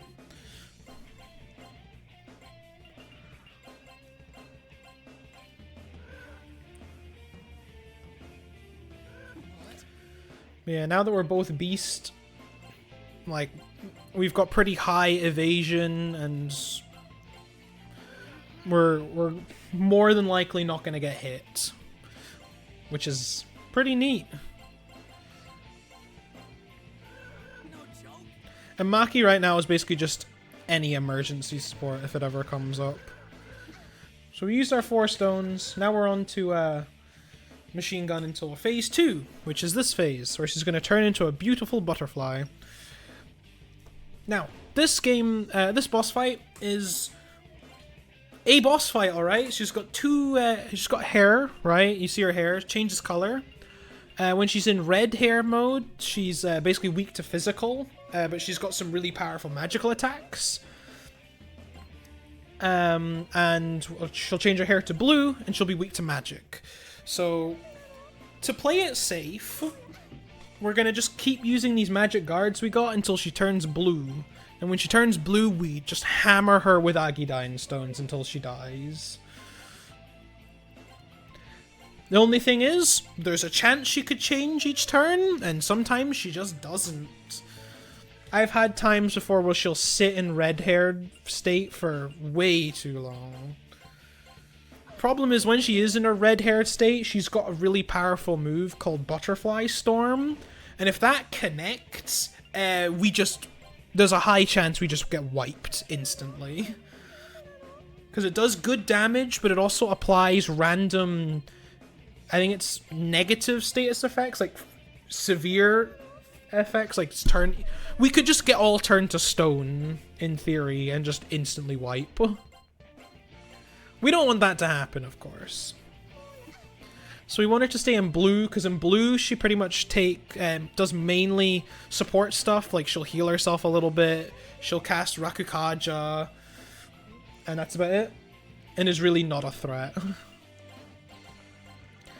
But we're at the stage where we're always going first, so as long as we just keep the tempo up of using the magical guards while she's red-haired, the Agidyne stones when she's blue, and vice versa, and so on, right? Her Rakukaja-ing doesn't do much. We do enough damage that it really is negligible, the difference. Seriously? Oh no, our cannon fodder party member died. 07. Yeah, Maki does take a bit of damage from the physicals attacks, but we more want to protect from the magic. The physical stuff is whatever, we don't really care too much. But yeah, that's a skill we don't want to get hit by, Butterfly Storm. That can hurt a lot if it connects.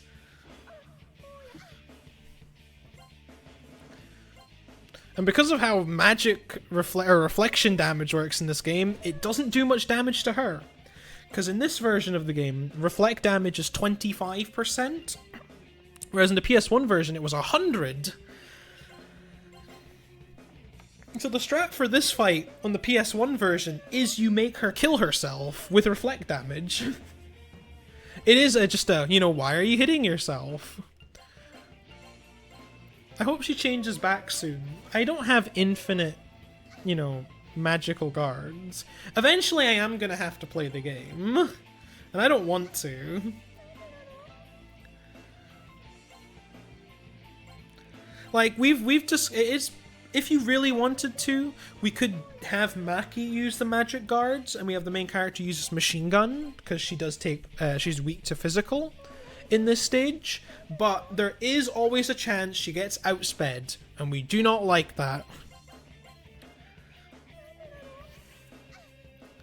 Eventually, she is going to change hair color. I promise. It happens. But she can be very picky. She sometimes just refuses to do so. And there's not much I can do about it.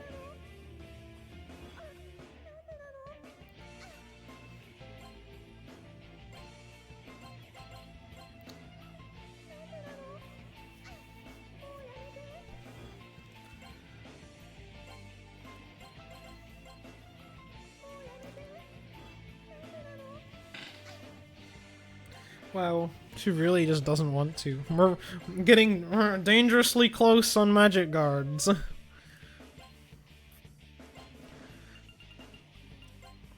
We've so far only used 3 Agidine stones. It takes, I think it's like 7 or so to kill. You managed to get 2 off in one go, which is pretty impressive.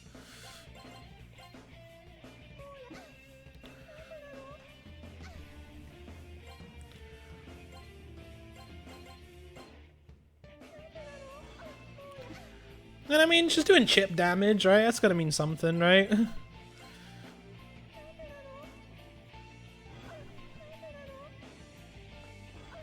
Yeah, double butterfly storm. Insane.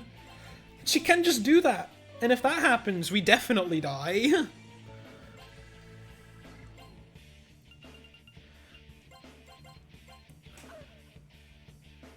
Beast only wears off if you attempt to apply it again, basically. It is like a permanent one that will always apply until you attempt to apply it again.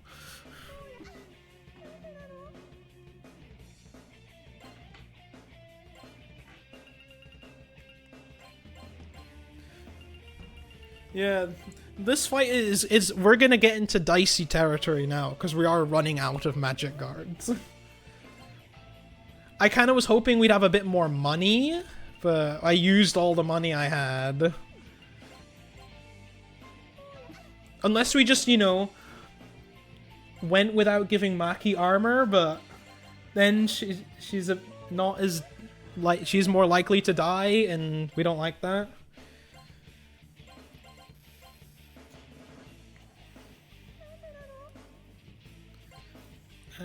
She's blue hair. Let's go. Hopefully she stays like this and dies. Nope. Right, so now we're in, like, starting to get concerned territory, because we're out of magic guards. We're gonna fizz guard and hope it helps. It probably won't. We just have to hope it doesn't get hit. Or we don't get hit. It's that simple. But she won't have much health left on her, though. She is close to death. And we're now guilty, so it doesn't matter. I might still be able to use the stone, but we didn't. She is low health, though. She will be dead very soon. We just have to survive a little bit longer.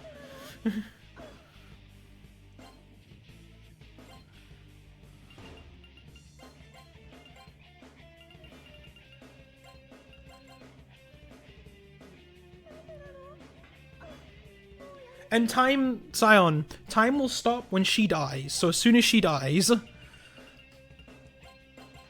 just so you're aware, which will be soon because she is not very high. She does not have much health left.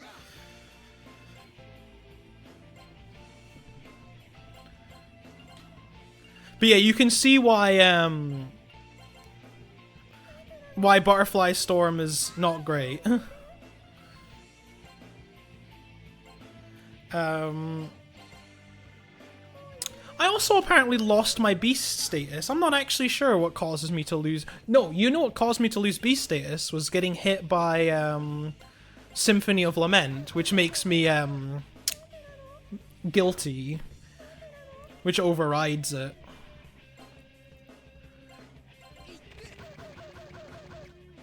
Please, just turn your hair color blue, please.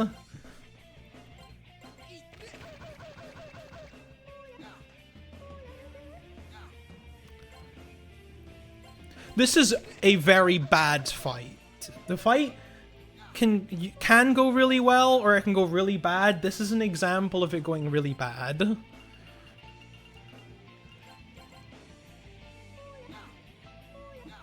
Did I just not heal? Huh? I used the muscle drink and just didn't heal. Yeah, we might actually just kill her with gunfire. No, she's gonna die now. She'll be dead now. There you go. That is time. And that is, ladies and gentlemen, is Persona 1.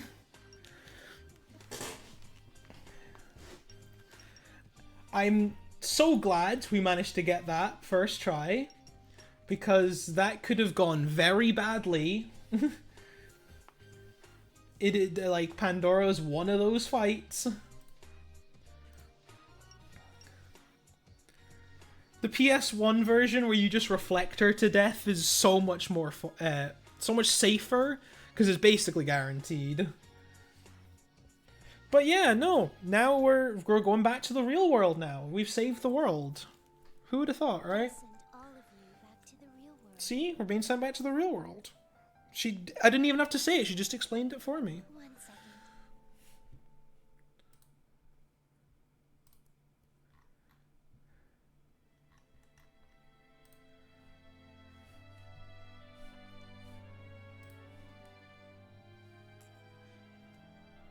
Thank you. I hope you'll still think about me at least once in a while. Goodbye. I love you. We love the main character too. He is such an important character. He's such a good character. We love him. Goodbye.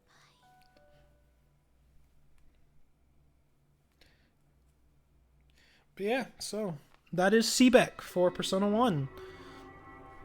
I assume we'll get things ready to move over to Rodeo with Innocent Sin. I'll take some time to say thanks, obviously. So obviously shout outs to Really Really Longathon for, you know, letting us host it. Or for hosting us for this weekend. Shout outs to the people like Scion working tirelessly in the background to get this all set up and all going. Shout out to all the other runners that you will be seeing over this weekend. I'm obviously not the only one. I'm not that good at all these games. We've got some good stuff coming up soon. Also, let's take a moment. Philemon. Hot, right? I'm not gay, but, you know. He didn't have to look as good as he does. So I'm sure Scion will whisk me over to the standby, and we can get the next game going, because there's not much else to this. This is just credits and all that stuff. So yeah, shout outs to the community. Y'all are great. The people watching, the people at the Megaton Speedruns Discord, y'all are great. You know, thanks to everyone for coming out and watching this run and, you know, being active in chat and just enjoying it. I hope you all enjoyed it. I hope you all enjoyed my presence for the last 3.5 hours. But I'm totally ready for Sion to like cut me off. We're pretty good at this whole like I get cut off mid-sentence thing. It's happened